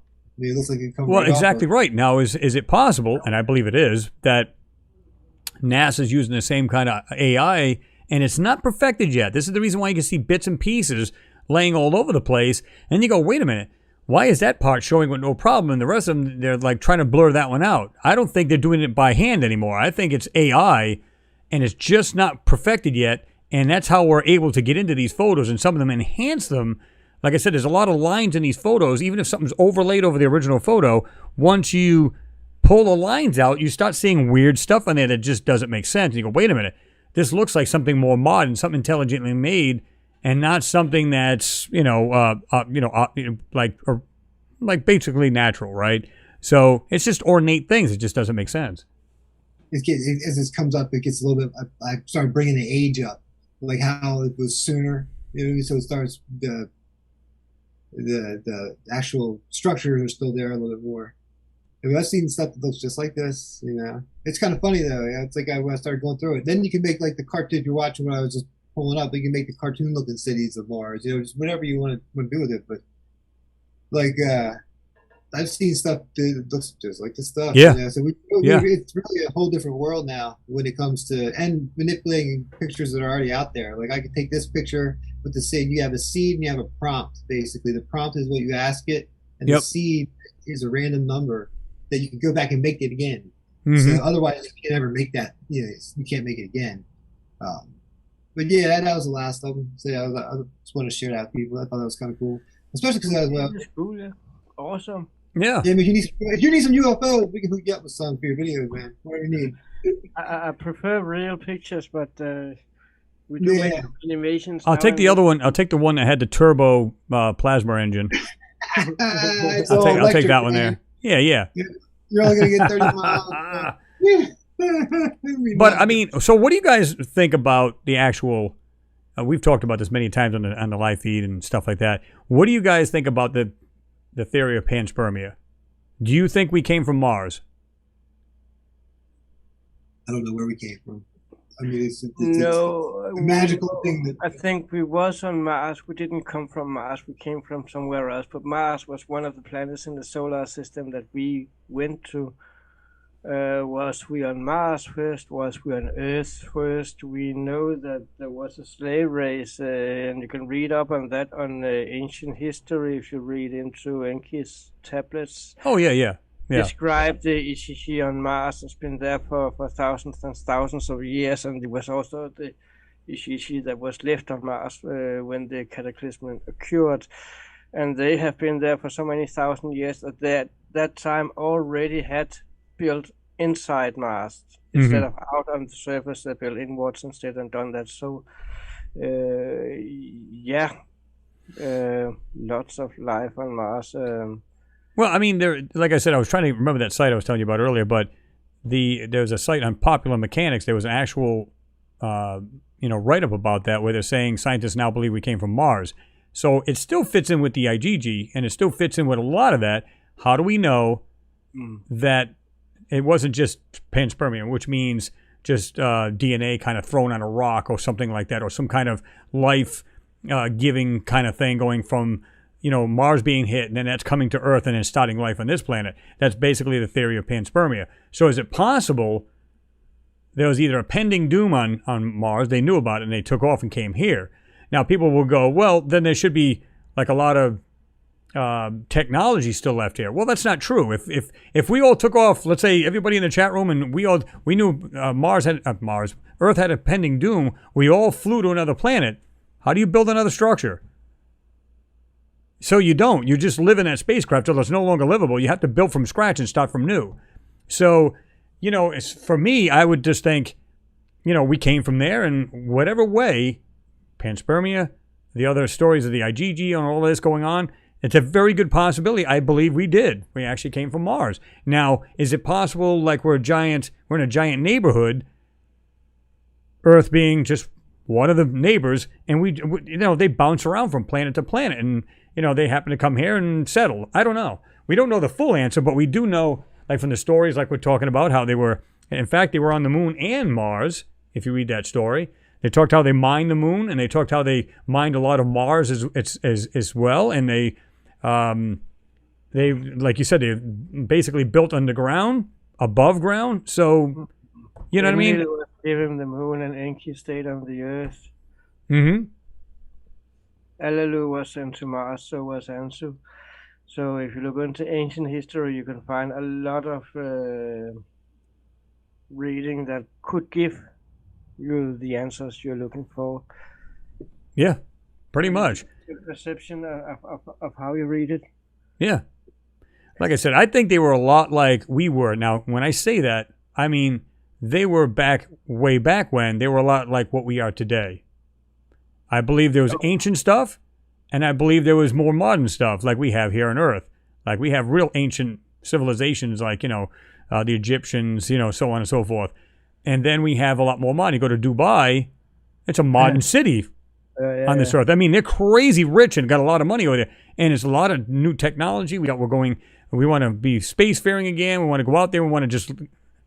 So everything from extremes to like, villages or just indigenous people on these certain islands, they never even heard of a watch. All the way up to what we are now, we want to travel the stars. So there's a huge variable on this planet. It fits with the correlations of the cataclysm on Mars was about 12,000 years ago, and that was just after our last ice age. Yep. And so according to religion, we were here 2,000 years before Christ, the birth of Christ. That's where the Bible takes us to. And if you look at the inscriptions and tablets that's found, we were here 15,000 years before the birth of Christ, and that correlates with the cataclysm on Mars. So those that fled on Mars, where did they go to? Or are they doing what they're trying to make Elon Musk doing now, create starships that can go once a month to another planet somewhere else and take 200 people every time, or even more? Are we slowly fleeing on our own planet without realizing it? Is it the same that's happening now, or why are we trying to go back to Mars?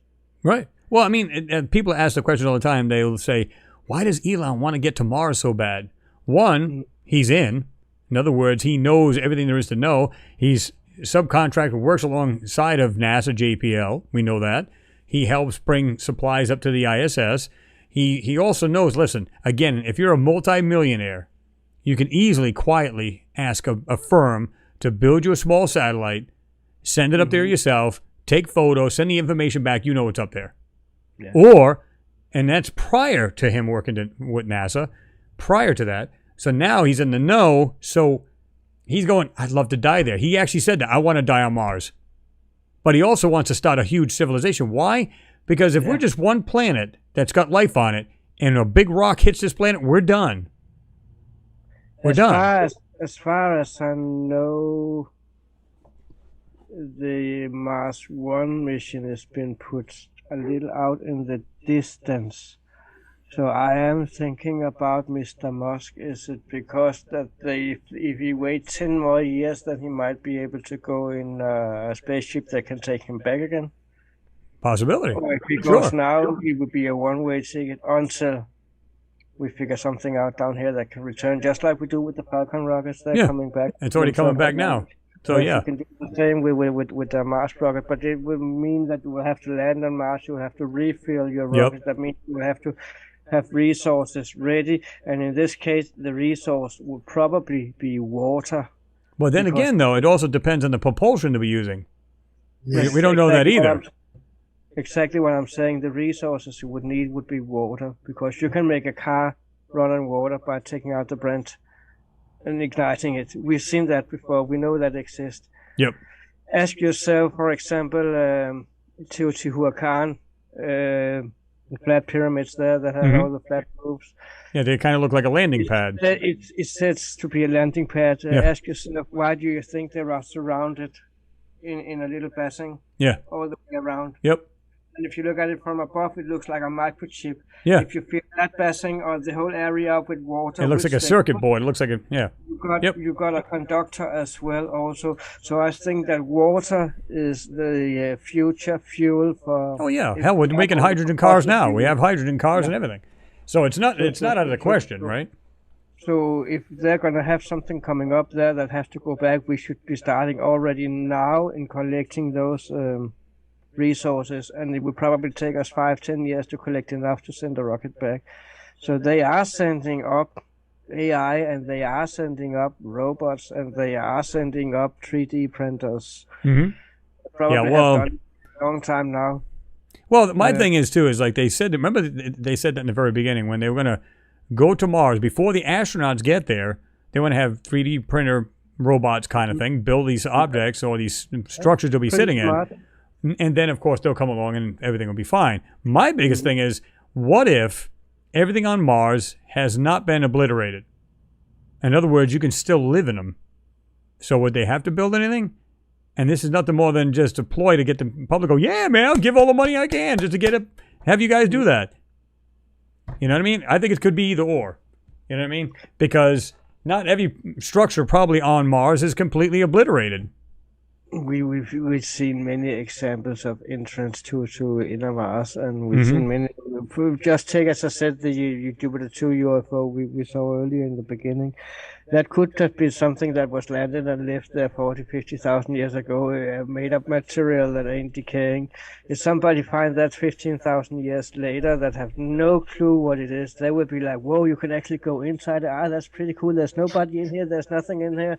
And when they have been playing in there as a kid and grown up with this thing over there that's hollow and get older, and their kids come in there, they would be like, that's something we don't really know what it is, but our parents played there when we were little. We played there, just like the Indians. Oh, yeah. Yep. The Hopi Indians are telling them their stories and introducing them to whatever they learned about.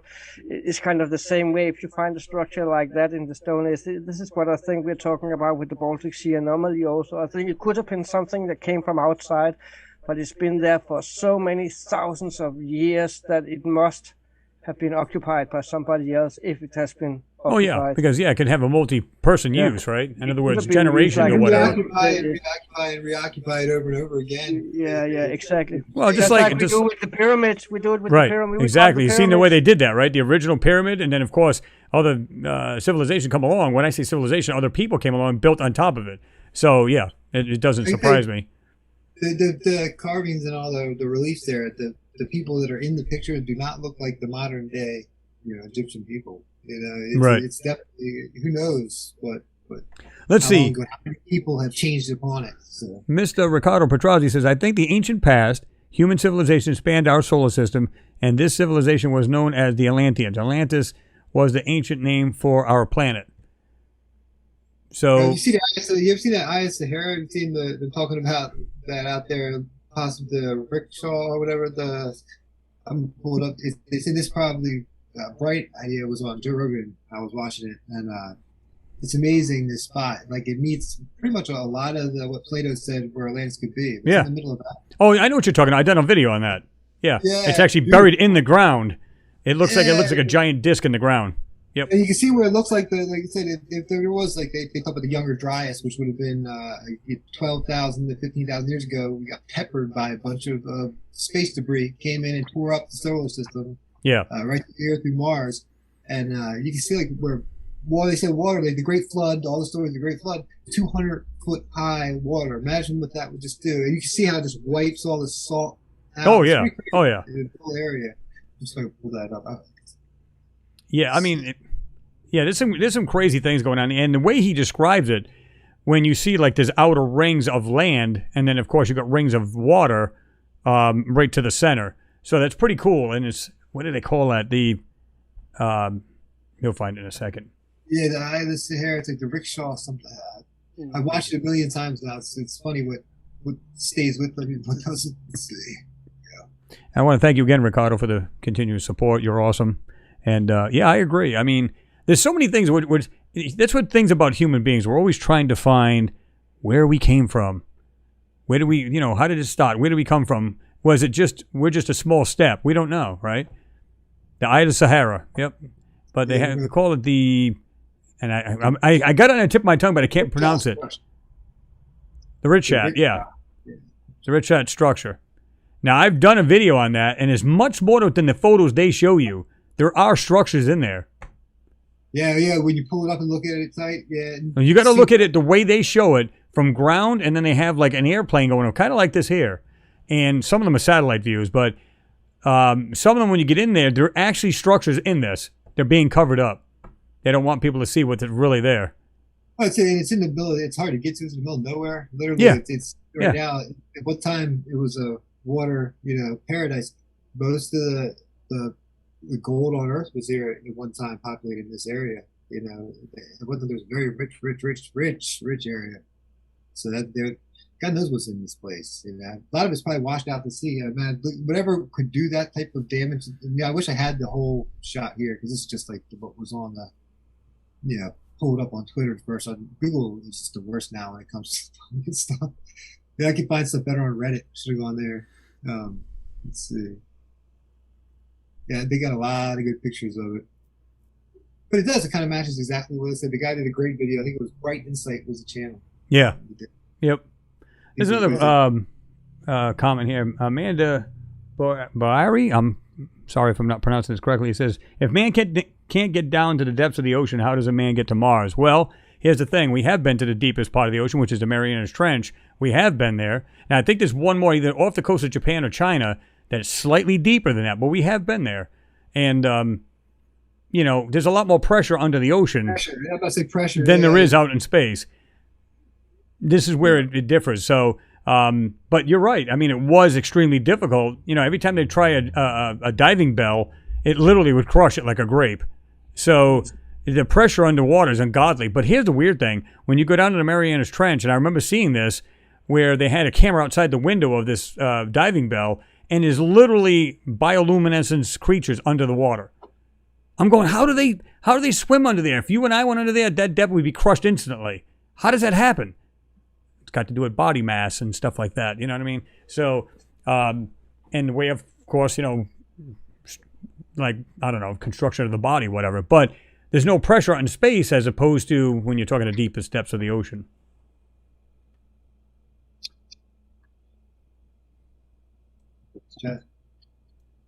No, the ocean is huge, and we've only explored about 5% of it. 200-foot wave. What really where everything is, where all the good artifacts and stuff are. Yep. There's still stuff buried in the sand. There's a lot of the ocean probably. Yeah. It's exciting. See, the thing now, if we get back to Mars, when we were talking about somebody had mentioned in here too about the two large explosions, and we've talked about this before, but people who are here now, and probably hadn't heard this, but the two large explosions next to, there's actually one larger explosion than the other, and it was next to the face of Cydonia, and then there's another chaos region they call it, and I'll show you this in a second. It's funny because you can see it. It's like it looked like it was happened in the ocean. Excuse me. And funny enough, all the landers and the rovers and everything else are all around that area, just south and east and west of that area. Let me show you what I'm talking about. I'm talking about J.E. Bradenberg's work where he talks about the possible nuclear fission on Mars, basically the areas that were wiped out. Exactly. Well, you can see right here, nuclear explosion, prevailing winds, of course, is blowing into Cydonia Mensa. And then you have a smaller explosion at Galaxia Chaos. And this is only just a couple of the rovers. There's one that shows every one of them. Insight Lander, the Viking, which was in this area here, the Viking, very original Viking. Now, these are higher elevations, obviously blue being the lowest. So this was probably all ocean at one time. And funny enough, here's the thing. I got to get something to drink before I die here. Funny thing, though, if you were going to explore a planet, what part of the planet would you explore? I would explore that part that wasn't water 10,000 years ago, but the land masses, basically all the lower half of the of the image. So you can see it says Curiosity Row and Opportunity Row. The ancient Mars had lots of water, and half the planet was covered in water, just like ours is. Right. So when you look, so I would definitely go for something about equator.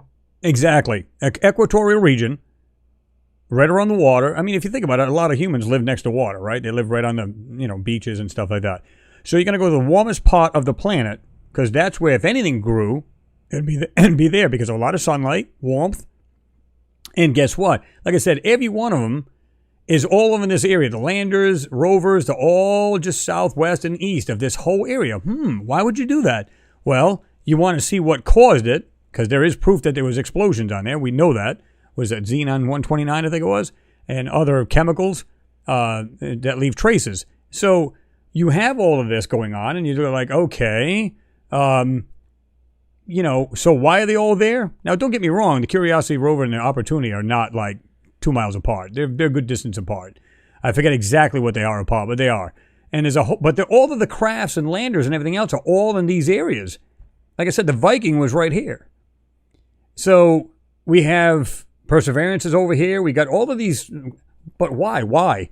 Because of that simple reason. There was life on this planet. There was total destruction in this area.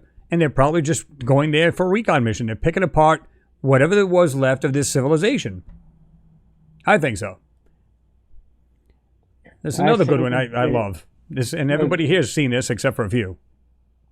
And anybody who hasn't seen this, we'll let you give you the first shot to actually tell me what you think this is, because a lot of people, I always do this, I never just tell them what it is. And you can see the ID number is the PIA 06701, and this is a Spirit rover. I think this is in Spirit. It's either that or Opportunity, one of the two. I believe this is Opportunity, now that I think about it. So according to this, there's a crater over here on the left-hand side, but we have a 360 degrees, so this is a pan, okay? What's funny about it... All I see is that map still. I wonder if it's just my internet, my slow internet down here. No, you still got the map up here. Still got the map up on ours. So it shouldn't be, because I got it over here. It's on showing it.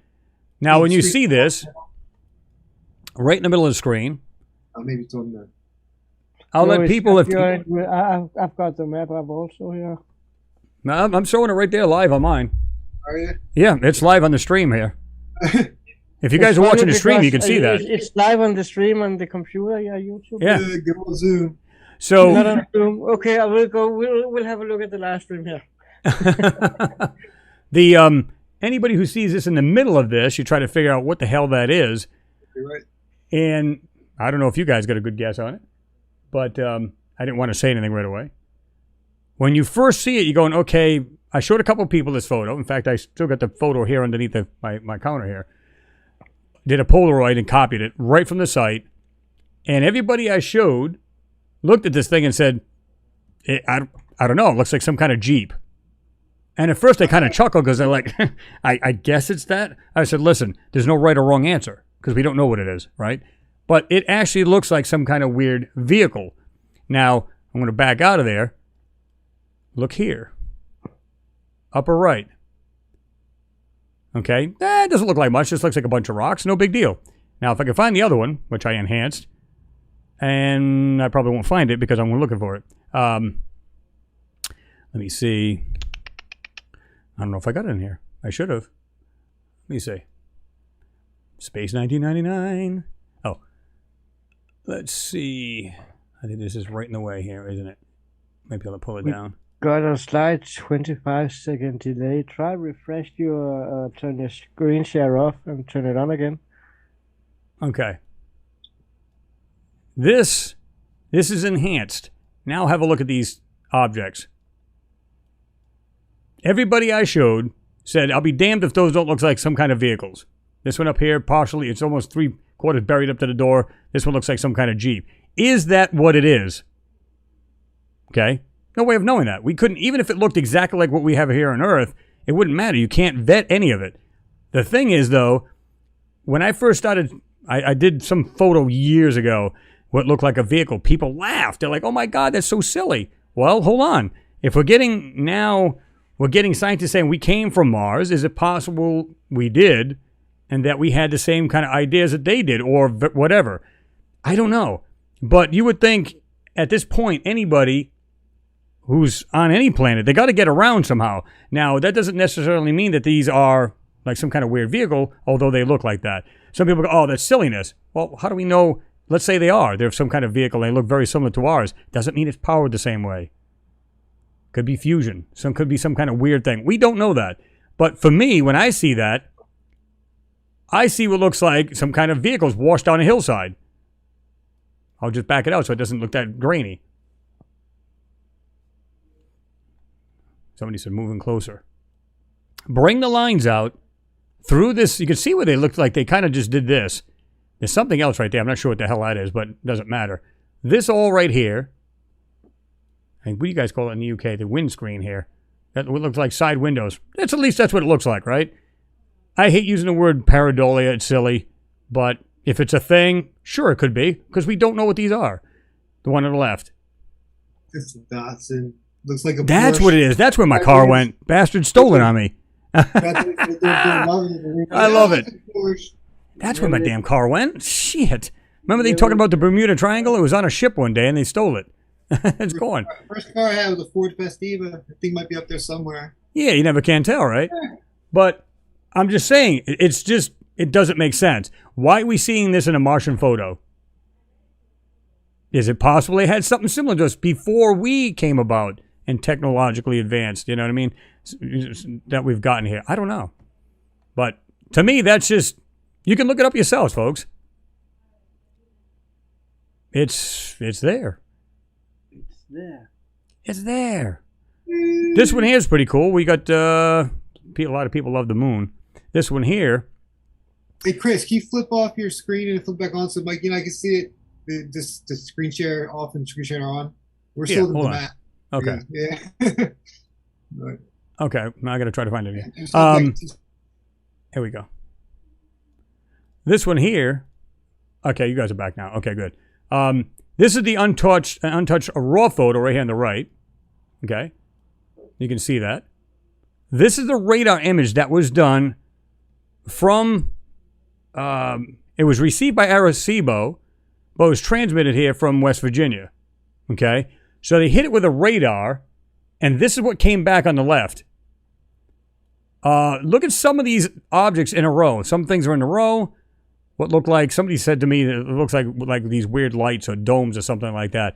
But look at the design. It looks like it's designed in many places. And that is and this penetrated about 50 feet into the lunar surface. Okay? So if you look at it through your telescope, this is what you see on the right. That's what you see. Use a radar, this is what you see. I don't know about you folks, but that doesn't look natural to me. Now, don't get me wrong. There was lava flow, lava tubes underneath the surface of the moon. We know that. So is it possible that's what we're seeing on some of these things? Very good possibility.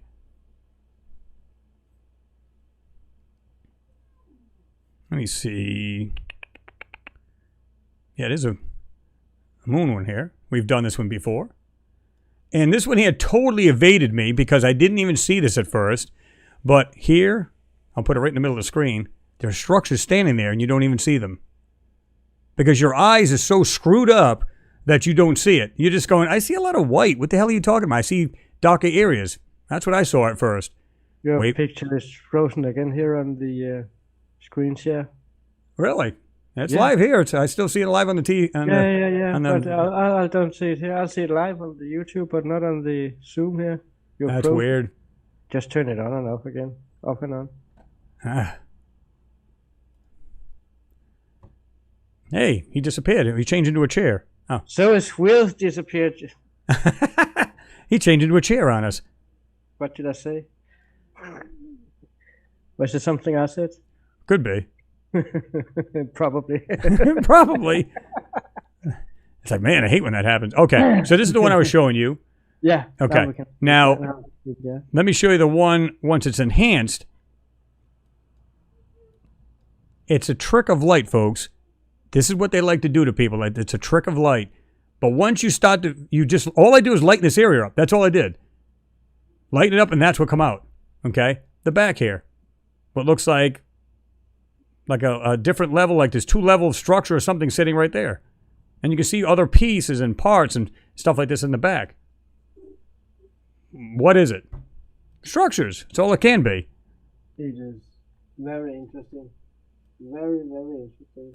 And down here, you can see it's almost like this thing goes all the way down here past this white area. I'm going to call it a mountain or some kind of ridge side. To ask you one question, Chris. Yeah. The picture.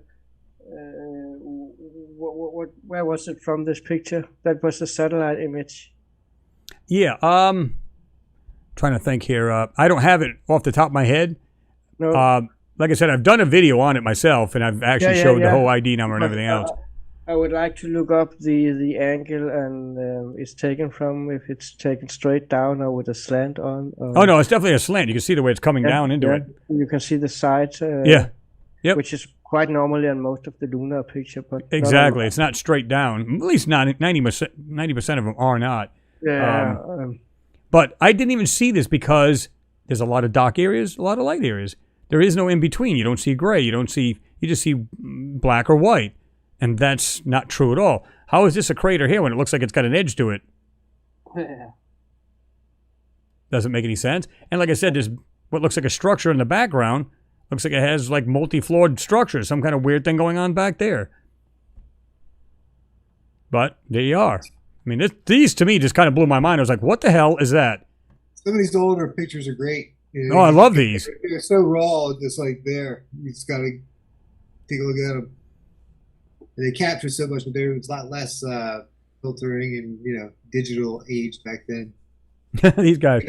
Renee V says, this is really one of the most beautiful finds of you. How bizarre. And then Ricardo puts Moonbase Alpha. So it is real.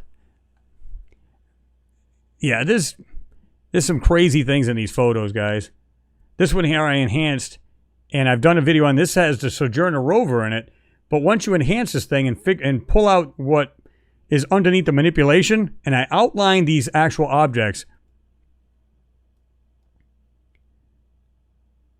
Now, I've asked some people, I said, what is this crap in the background?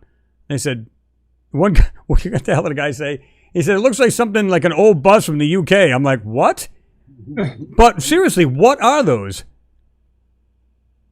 And that is, believe it or not, it looks identical to that in the original. I think that we need to cover that picture. We could cover that picture for a whole 2 hours next time.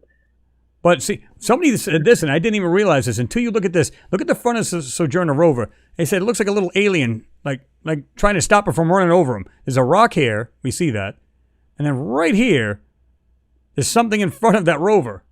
I went, I'm not sure I'm seeing an alien, but what the hell is it?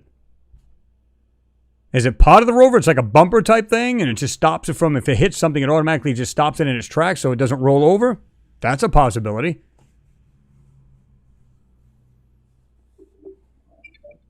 Yeah, but there is something, yeah. Yep. There's something there. You can see it. There's a black thing there. We've got to figure out where the sun is coming from first. It's coming from the other side. Yep. So it's on this side, coming this way. To rule the shadow out on this, it's from the Sojourner's wheel, but the wheel is not tall enough to cast a shadow up there. Yep. So there is something fishy to that dark area in front of the Sojourner. Well, here's another thing. How about this right here? Right in the middle of the screen. What is that? Nice straight edge, another straight edge down. I'll back up just a little bit because it does get grainy when you go way in, but check that out. What the hell is that? It's not a simple rock. You can tell it's not a rock. It doesn't look like a rock. It looks like something from the back of a fancy plane or something with a jet engine on. Well, somebody said, where's the cam? Simply Steve 68. Well, that actually was the lander that took the photos of this. Trying to remember the exact, what was the name of the rover? I mean, the lander. You guys remember? The Sojourner, then there was the Mars lander, the inside lander, the Mars. Well, this goes back now. This is 90, 91? Yeah. 94, 95, somewhere in there? What's the name of it? Oh, and I should remember them all. I went through them yesterday. Well, this is a Sojourner, but as far as the lander, I don't remember what the lander was. Now, Kyle, you asked, and I thanks again for your support. You said, "How did the rover make it through all of those rocks?" Well, it didn't. That's why the actual mission was failed. Basically, it got wedged up against a rock. They said, and that was the end of it. And I can kind of understand that. Look at the size of the wheels on this thing. How is that possible? Going to go anywhere in there? Look at the. I mean, very, very, very, very first little pioneer rover we sent it up. Yeah. But listen to the theory. The theory is that it still works. Okay, Ricardo said the Pathfinder. Yep. Thank you. Pathfinder, yeah. Yep. And I had it. I'm going, I know what it is. Well, God damn it. But so thank you. That's why these guys are awesome. So this is what I'm saying. So you've got what looks like this weird little thing in the beginning between the rover itself and the rock. People are, oh, a little alien. And again, I don't know if that's some kind of weird bumper thing that just stops it from, if it kept going, it would just literally tip over if it went over that rock. I mean, there's just nowhere around it. It would just get wedged in there. So I think what it did is it tried to go back and forth and it just couldn't do it. Yeah, I lost your screen again. I'm still looking at the. How about you, Thomas? Are you still looking at the? I'm looking at YouTube live here with a little bit of delay on. Yeah, I was trying to check it out on YouTube too. Yeah. Because it takes every time Chris goes on share and Zoom, it takes 10 seconds and it freezes. It's like, no, you can't get it. There you go. Okay, so this one I thought was very interesting too. Right, really cool. I've seen these in a while. Let me see here. And a lot of like I said, my subs have seen this anyway. This one here I just done recently. This one here is cool because some of the things that are in here just really kind of, baffle the mind because this is completely hidden in the original. You almost can't see this right here, this archway. But what's more important is the things that are right off the edge of it. Look at this, nice 90-degree angle. Something else that looks like a box-type feature sticking out of it. All of the parts laying on the side of it. It's like I tell people, listen, it's one thing to see a 90-degree angle, maybe 2 or 3. Of course, nature makes that. We know that. But when you have things like this in the middle of the screen, this piece right here in the sand, come on. You know what I mean? There's things in here that just don't make any sense. This right here, you can see some of it's white, the rest of it is actually blocked out, meaning it appears to be in the shadows, because you can see the whiter part, and then you can see the shadow kind of runs pretty close to it, right? I'm just going to talk over you for a second because we got another one of our good old anomaly hunters in the chat also, Martina Graney, that says Pathfinder and Sojourner. Hello, Martina. Oh, she's in there. Martina Graney, what's going on? Yep, Pathfinder. Yep. Martian, Mrs. This one's loaded with a lot of cool stuff in it. Really, really cool stuff. Not sure what that is, and all of these other little things on the side of this. And again, we can see a shadow right here. So this sunlight's coming like this here. It's just coming down almost, not completely, I'm going to call it noontime. It's not coming straight down like this because you can see the shadows off to the right. Then you got these right here, shadow. And then it looks like something sticking out here, and there's more of a shadow. So it's almost consistent. It's almost like they're compartments than there are anything. The others, like, I'll just jump over to the other side. Everybody will get seasick and throw up over here. This one's pretty neat because, like I said, you see these what look like panels and what looks like twisted metal or something right here. I'm not sure what to even make of that. And then what we have is this weird-looking disc thing. Almost like a beat-out rock right here. See this? Kind of weird design or cut out on that rock. This is almost not even visible. This disc-like thing, whatever that is. But look at the way this right here on the very right, look at the way that comes down, nice and smooth. Goes across, slants upward, has a nice smooth corner, comes back.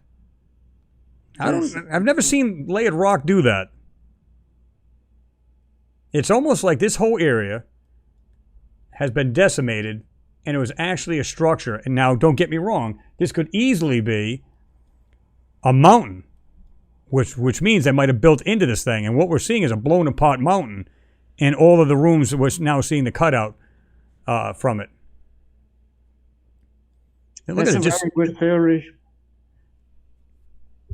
Because one of the theories that also goes about Mars is about that explosion it was a explosion of nuclear power, seismic power that basically shaked even rocks to pieces. Everything that was standing less than a meter above the ground would be shaken to pieces and shattered by the seismic frequencies that came after an explosion. And that's why we see things like statues that are spread all over, and you just said it yourself, building compartments, and you actually are looking at the inside of a construction. You're just not aware of it because it's been standing outside for 2,000 years and got covered in exactly.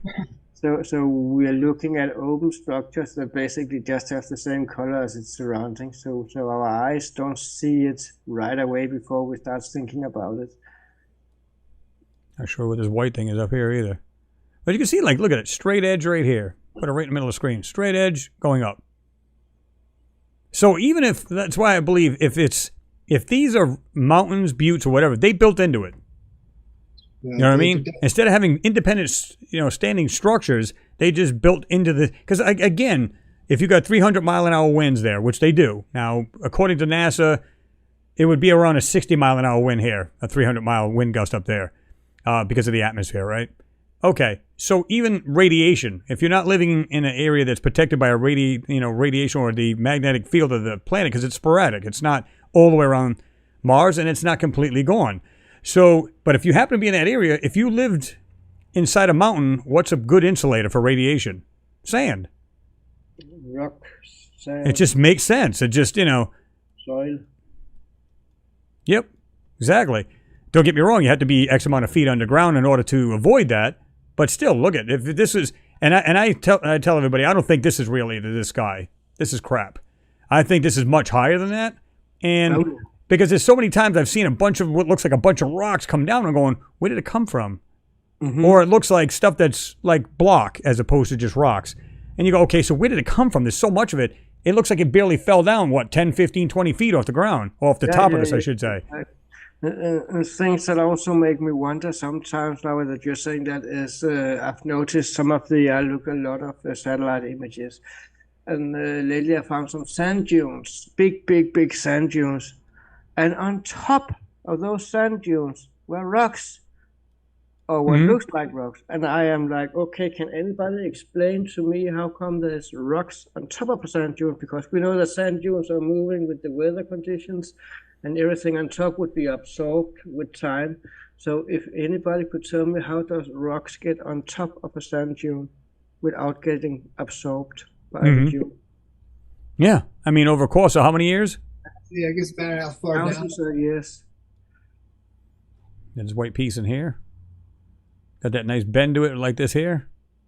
Has what looks like some kind of black area right there in the middle of it. Not that clear because you actually have the sunlight showing in, then it's dark in the shadow. So it's kind of hard to see that one. But it is a really interesting one, and I see a lot of what I call brick building in it also. I would love to go deeper into that one as well. Yeah. And like I said, this rock alone on the very left-hand side of the screen, it has what looks like an arch shape. It has a line, and another line. Yeah. What is that? It's pretty spot on too, art shaped. Yeah. Just, I mean, because this is what people do. They go like this. They look. Oh my God, that is so awesome. Just it's from Mars. Get into the photo and really study these rocks, these so-called rocks. A lot of them, what you'll find in the bottom here is absolutely exactly that, rocks. Until you get up into with these supposed to be mountains and buttes and everything else, there's so much more in here. Look at this thing. Look at this white piece standing up. Yeah, it looks a little out of the ordinary. Yeah. You can see it right there. I see what you mean, yeah.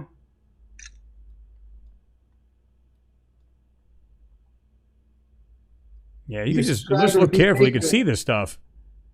I was looking back through your through the chat. Your B. Baker's asked, what do you guys think of the electric universe theory, aka thunderbolts of the gods, explaining weird canyons, craters, and rills on the moon and Mars? I've actually watched that documentary. Probably was it 10 years ago, or something like that. It was interesting. The Marks do look very similar. Like they would take it and electrify it how it was. Very well could have been. So there's so many theories out there for different things. Have you guys heard of the electric theory at all? I have. I'm not sure I'm a big fan of it because there was a channel that showed that where it showed soil, and it showed like electric, like I'm going to call them mini electric lightning bolts, right? And it literally showed this almost like a valley in the sand because of the electricity, and that's where they're saying that the big trench came from on Mars.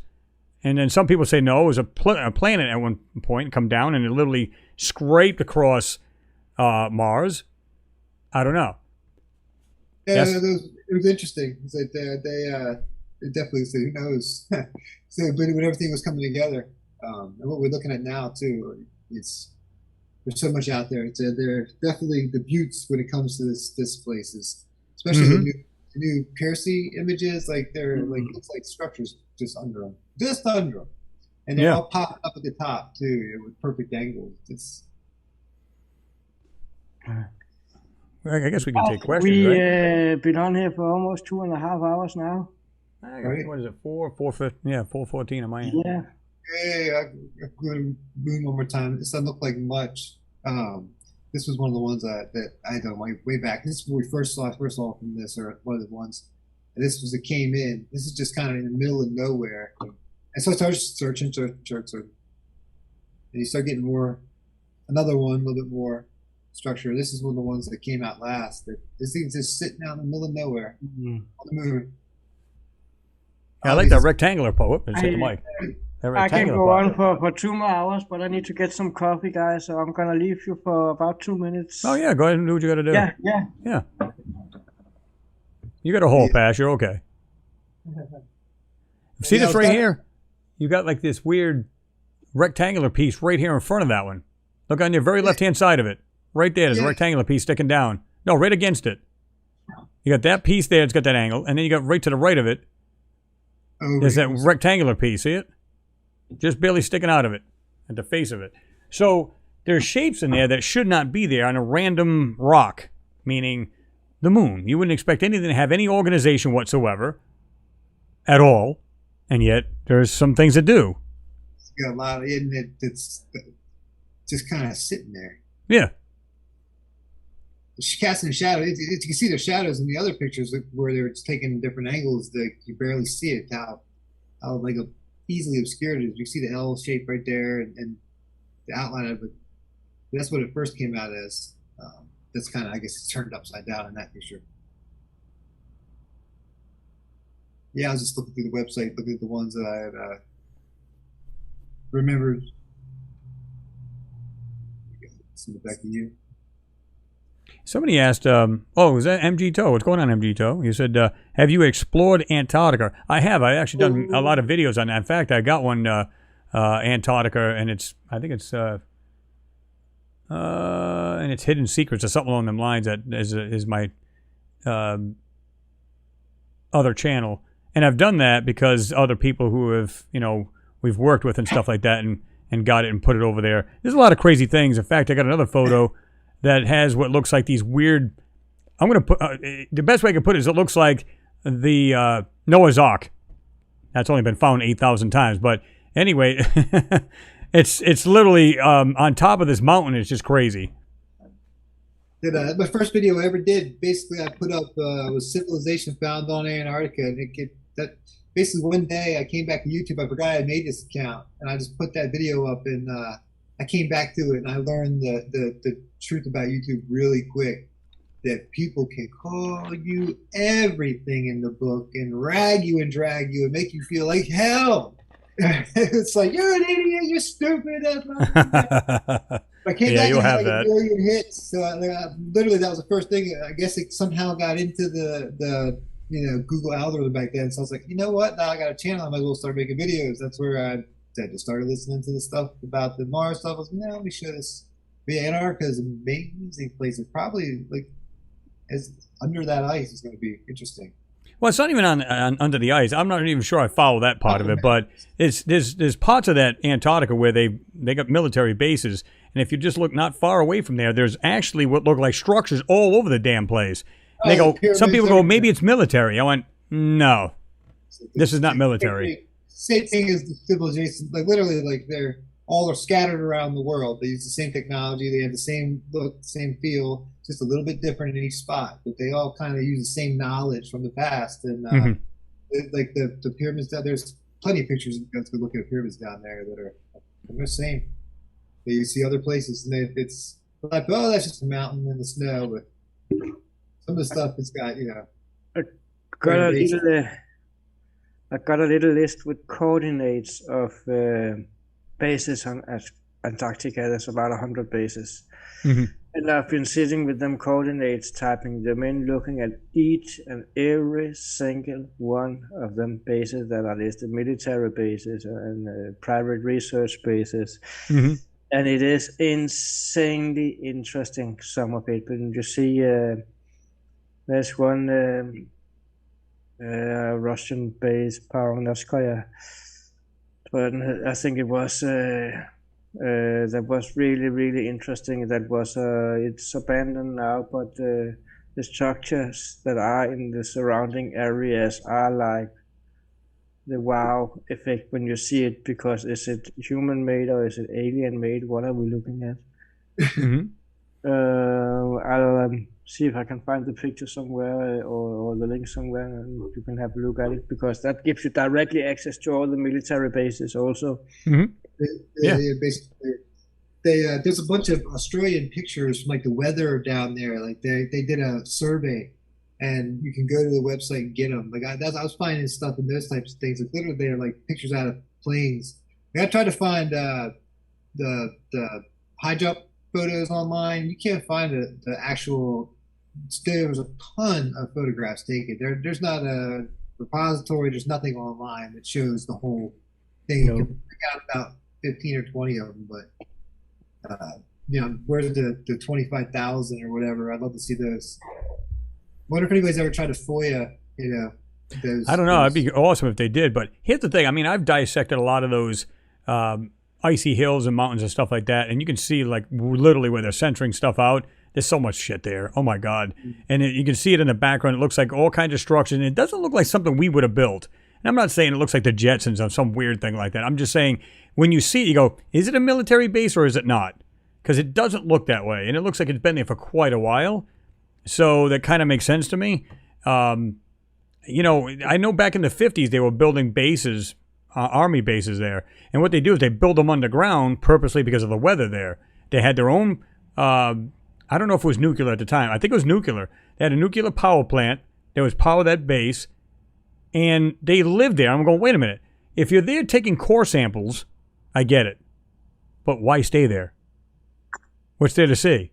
If you're taking core samples, then you know what you need, you got what you need, and then you leave. You don't stay there. You just go on an expedition, and then you leave. So if you're staying there, there's got to be a reason. You make some more core samples and core samples, and then you tell the people that those core samples is in sufficiency. You got to do some new, and you can do the next 10 years of that while you do your research. We'll just keep getting funds for that. Don't worry. Yeah, and it's funded by core sampling. So they'll probably do some core samples now and then, real core samples, and send it into all the technological institutes that needs it, and that's it. But what they do next to that, we don't know about. And there was a question in the chat here that's saying, why did, let me see, it disappeared, but it said, why did all those famous people go to Antarctica a few years ago? And that is, there's a lot of theories about it, because it's not only was famous, it's also politicians, high-ranking people, it's presidents and kings and queens and so on and so on and so on. And nobody seems to want to tell what it is or open up about what it is that is around Antarctica. Then we had the Buzz Aldrin that just suddenly was going to mention that. Antarctica, saying it's pure evil down there. What was that? I missed that. Huh?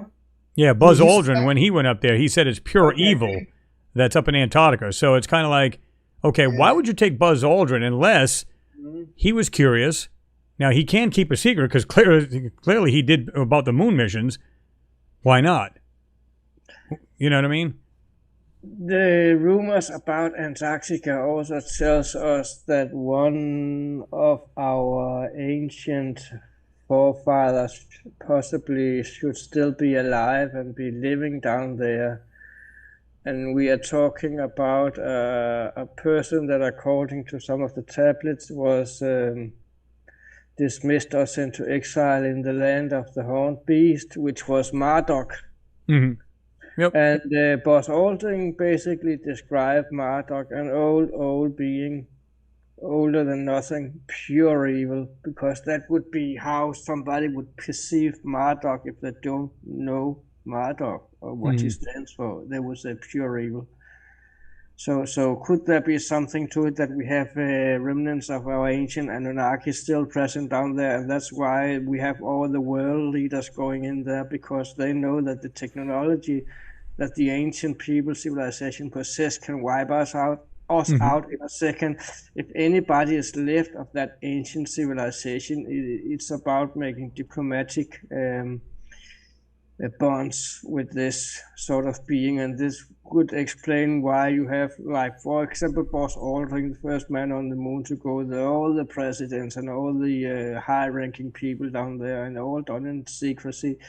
Is it Marduk that they are being showed? Is it an ancient being from Anunnaki that's still alive down there in their so-called Anunnaki high fortress that should be under the ice on Antarctica?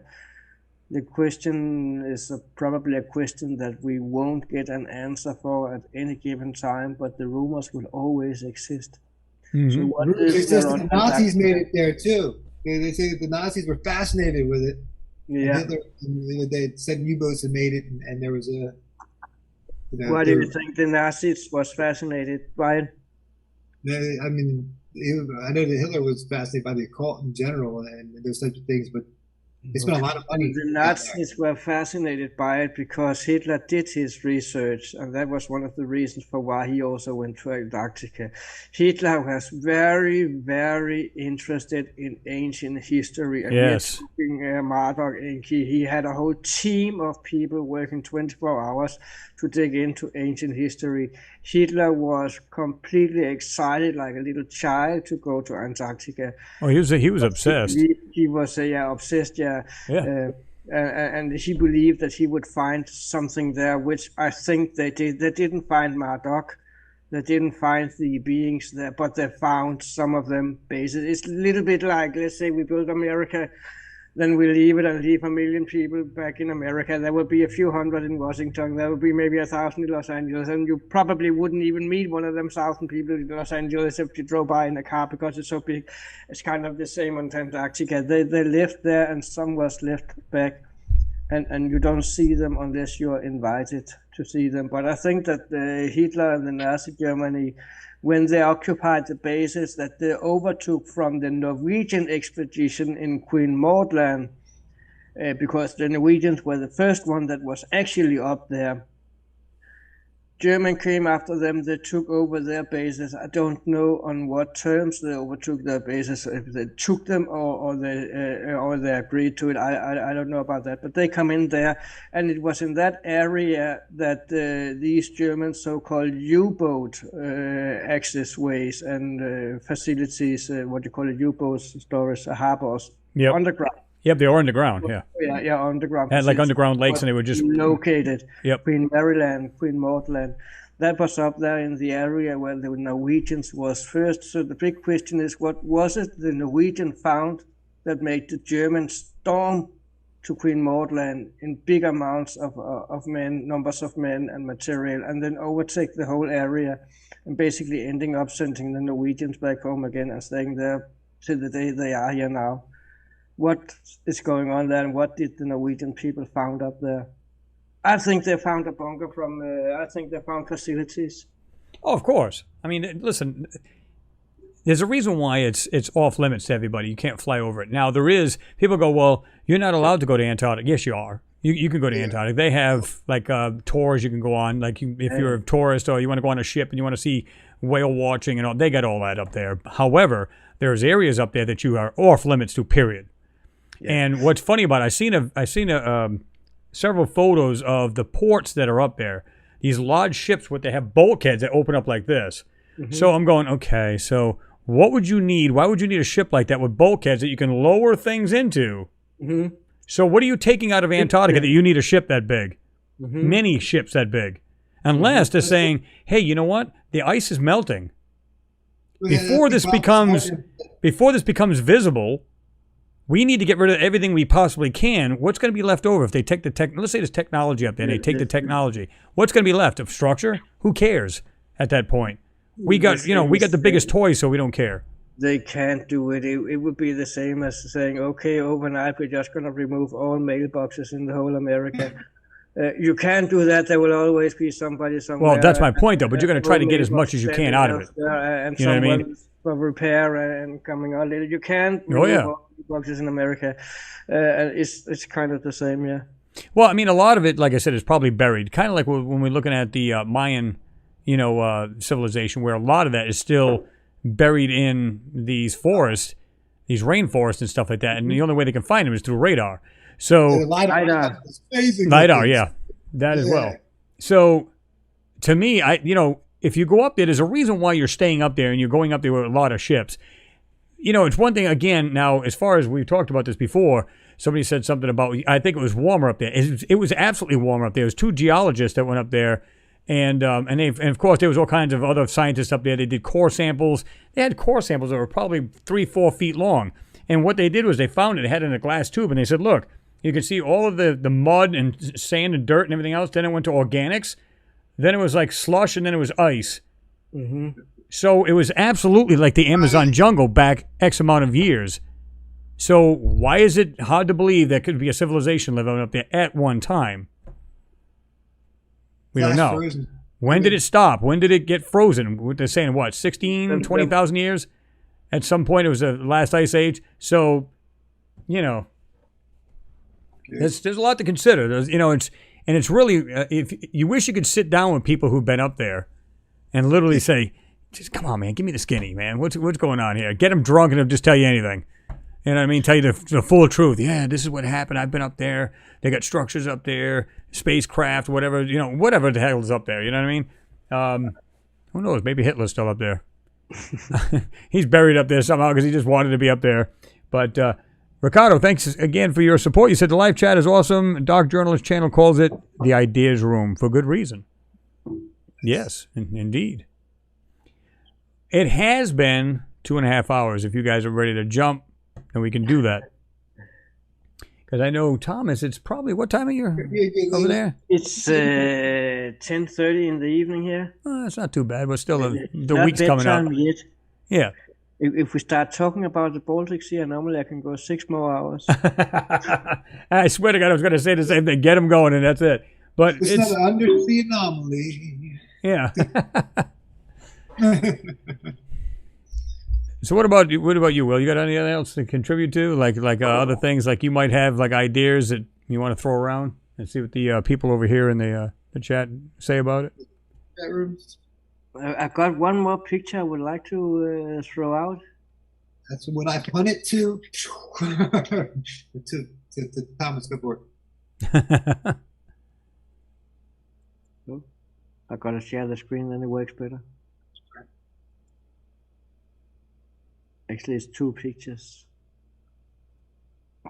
But again, we are talking about ancient I remember these. Ancient civilization, mm-hmm.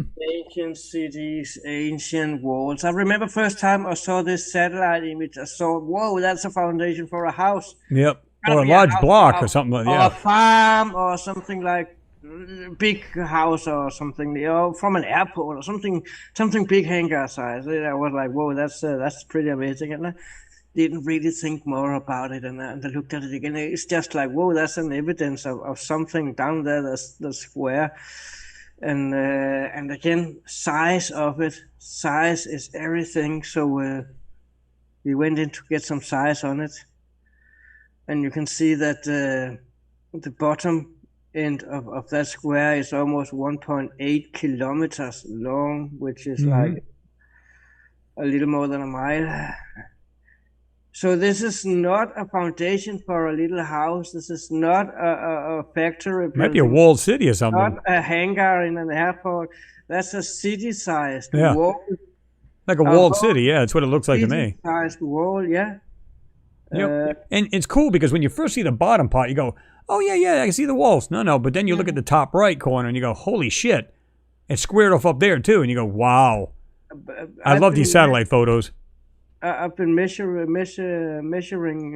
the walls at the bottom on the side also. It's like, I think it's over 150 meters wide. Mm-hmm. So my thought was, what if we're talking about this cataclysmic event, a nuclear blast or seismic blast explosion? What if what we're looking at here in reality was a pyramid? And that's the last line of rocks that actually was underneath the sand back then that you can still see part of. And everything else was just blasted to people and blown away kilometers or miles away. Could it be possible that we're looking at a foundation from an old pyramid, a huge sized pyramid that once was there? Or is it just a city wall or something like that? Well, to me, it's anybody's guess, but yeah, we know just by looking at that, that's definitely intelligently made in one form or another. And the size of it is mesmerizing, and that's why I love the satellite images, because you can find something that big. Nature don't make square blocks that big. Never have done.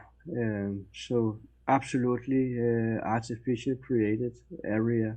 It's, by the way, taken by the Mars Global Surveyor with the Mars Orbiter camera. And I do believe it's from about, I think it was 2000 also.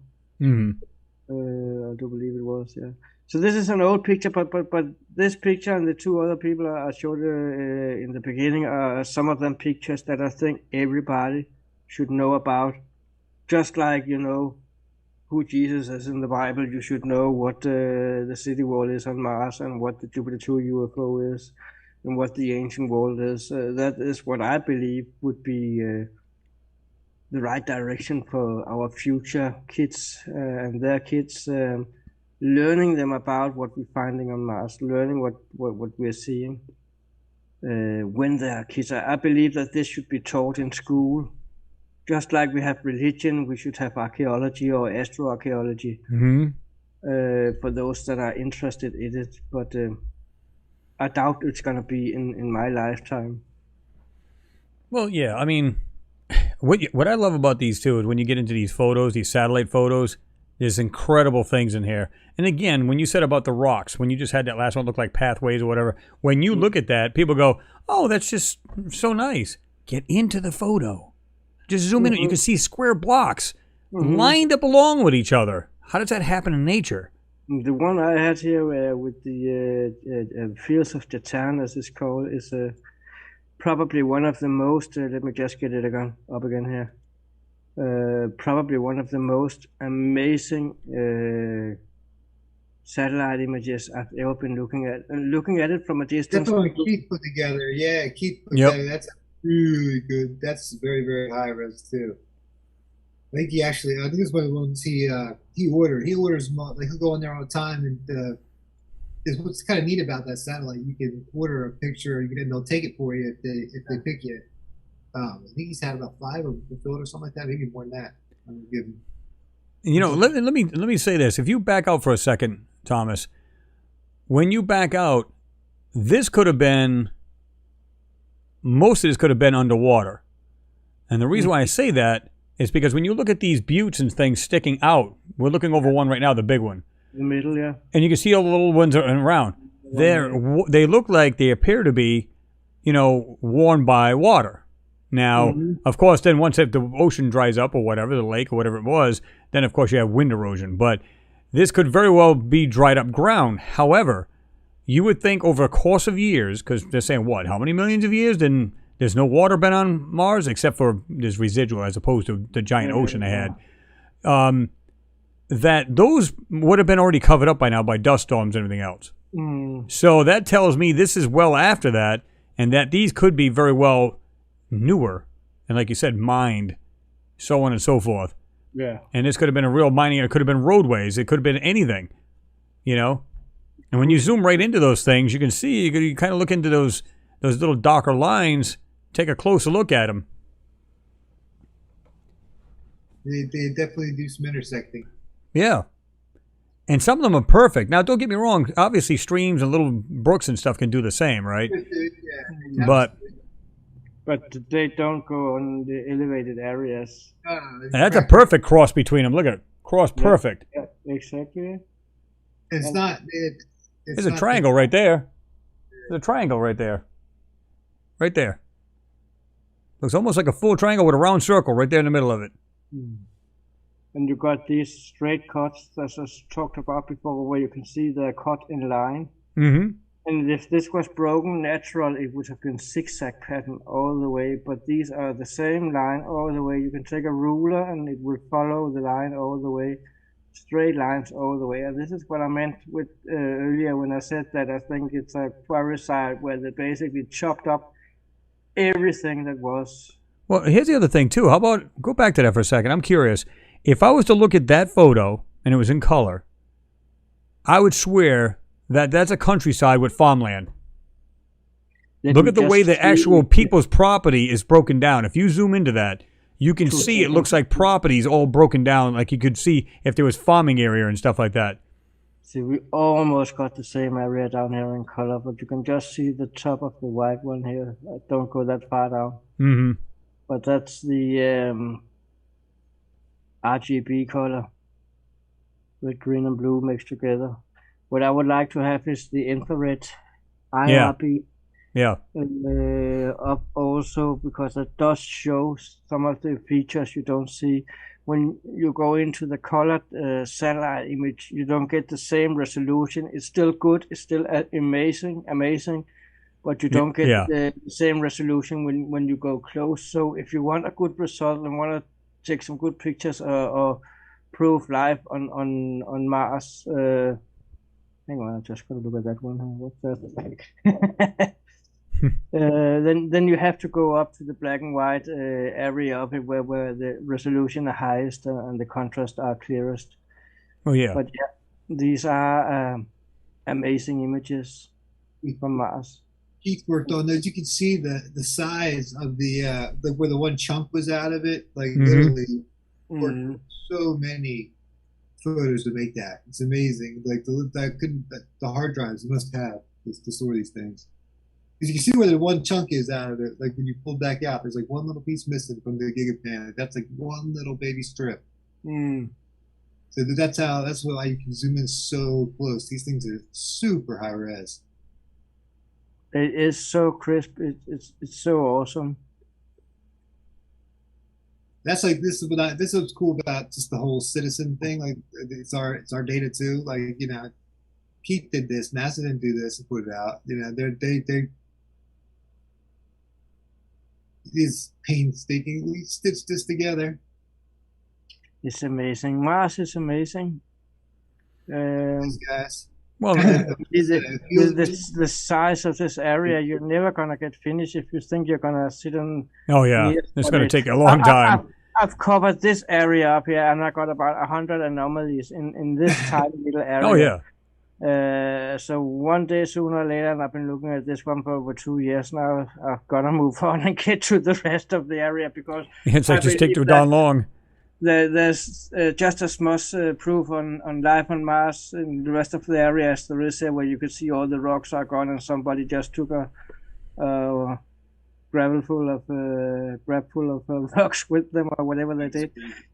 It's so clear that this is an area that's been messed with, that's been moved rocks around and taken rocks, and the infrastructure in it says it all to me. It looks so artificial it all. Oh, absolutely. You can just see the way this thing looks. You want to like get into every area of this, especially a lot of the areas where it got a lot of dense rocks, and look at it really carefully. If there are more, square, rectangular rocks, so on and so forth, you want to see that.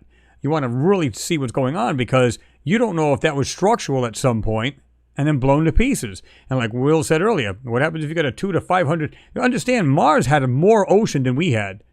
Mm-hmm. And so if it was basically a giant freaking, ocean.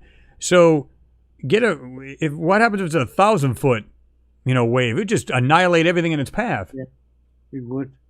That's true. It's, I wouldn't, and if it's going 600 miles an hour, there's not a structure out there that's going to stand up to that. No. Unless you're underground.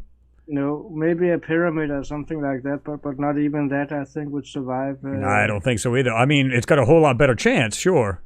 Yeah, it's a lot of water can move a lot. Oh, yeah. Well, just look at it. I mean, if the water's just a barely, above the door in your car, just getting up there can push your car off the road. If you're trying to go across a stream or something. So, yeah. Now, picture a 500-foot wave running at 600 miles an hour. Yeah, I don't think you're going to be able to dodge that. The picture of the year. Yeah. See where that rock's broken away right there? You can see that big rock. It's broken away in that section, yeah. What caused that? Something had to have moved that. That's wild. Earthquake, maybe? Or Marsquake, rather? Like, you can see they even cut a thin slice out first. Yeah. Yeah. It's so touch this area, so artificial. The whole area. Notice how the rocks here, they're like sun shaped. It's all ending the same. Yeah, it's got a middle section with all the other ones going around it. Yeah. Yeah, and there's a lot of that stuff, both square and triangular and round, with cuts that ends symmetrically in the middle. There are so many. There are 2 triangles here. They're not perfect, but oh yeah, they are there, and there are so much stuff in here. But I gotta zoom out and I gotta stop sharing because otherwise I'll. My eyes are gonna fall out soon. Just want to say a shout out to James Cragen. He says hi, Chris, Will, and Thomas, and hello to everyone here tonight. I am late again, but I didn't get the heads up on this one tonight. But it's great to be here, and it's looking fantastic already. Thanks, James, for your continuing support as always. Talking about it for a while. We do it together, Thomas, and everybody last minute actually got on. Say that again. Say that again. We do this a couple times a month, Yeah. Yeah, we should. And also, shall we give our viewers a little promise and say that we actually will going to do it once? Yeah, what we're going to do is, I think we even mentioned this where we were talking amongst ourselves saying, well, we probably should do this at a set day, like all first the time. Sunday in every month, and it's Sunday today, and it's the first Sunday. So what do you guys say in about 4 weeks? Will we be back? Well, I'm not sure about Sundays because I usually take my son back to college on Sunday evenings. The only difference is he's got a friend of his taking him back to college this weekend. Okay. So unless we make it earlier, which I don't have a problem with, we make it earlier on Sunday. We can, or we can make it Saturday. It's up to you guys. Yeah. I mean, as long as it's after I get out of work, which is after about noon. But for you guys out there that are sitting and watching and thinking, well, when am I going to find out? If you're not subscribed to Chris's channel, do it now and you get a notification, or you can follow us on Facebook. We'll for sure post it on the Spacelink TV pages, any upcoming live with Chris and Will, and also on my own profile, Thomas Mikey Jensen. Well, I'm gonna drop every link. So what you guys, I'll have these guys give me any links to their channels, Facebook pages, so on and so forth. And what I'll do is I'll drop them under this video once it's been, done by YouTube and everything else, and finalized and everything else. So I'll make sure all the links are there. And you definitely want to jump on these guys' channel because they've got some really interesting and cool stuff to see. Just want to give another shout out to Richard. Thank you again. You said Will and Thomas. It's been a delight to have you both on the live chat with Chris.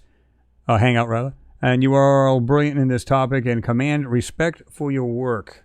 Well, thank you very much. We do appreciate that. A lot of time staring at the screens. Oh God, it's funny because I had a guy say to me one day. He goes, "Man, he said it. He wasn't really directly at me. He says, "Man, this guy sees something in every photo." That's not true.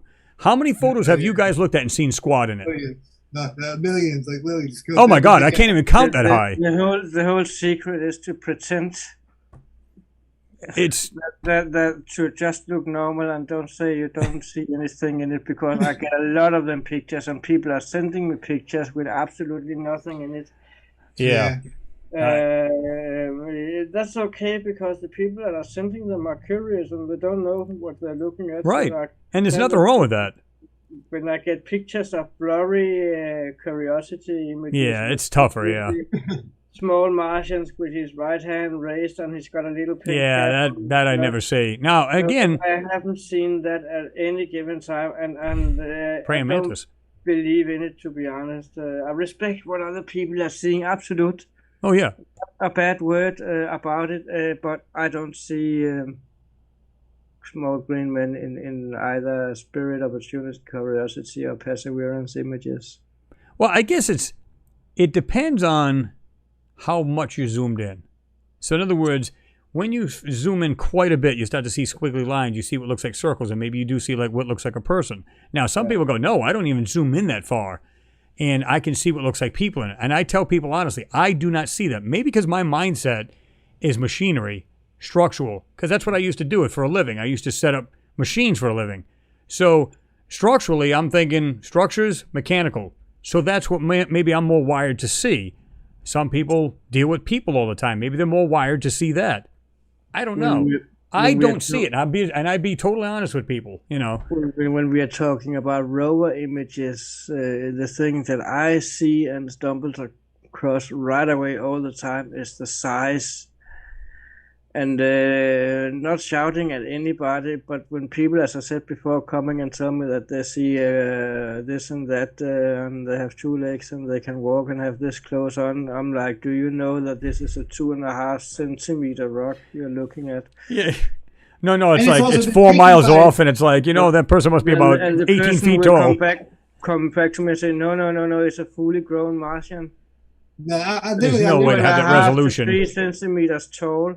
And I had it before. There was a great example. There actually was a good picture, a really good picture. For, I think it was Curiosity or Perseverance that came out with something that looked like a spike.